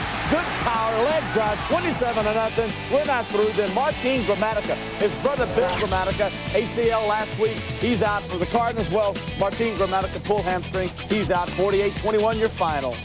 Rondé Barber had an outstanding game with 3 picks, and guess what? We caught up with him afterwards as he talked to Chip Carter.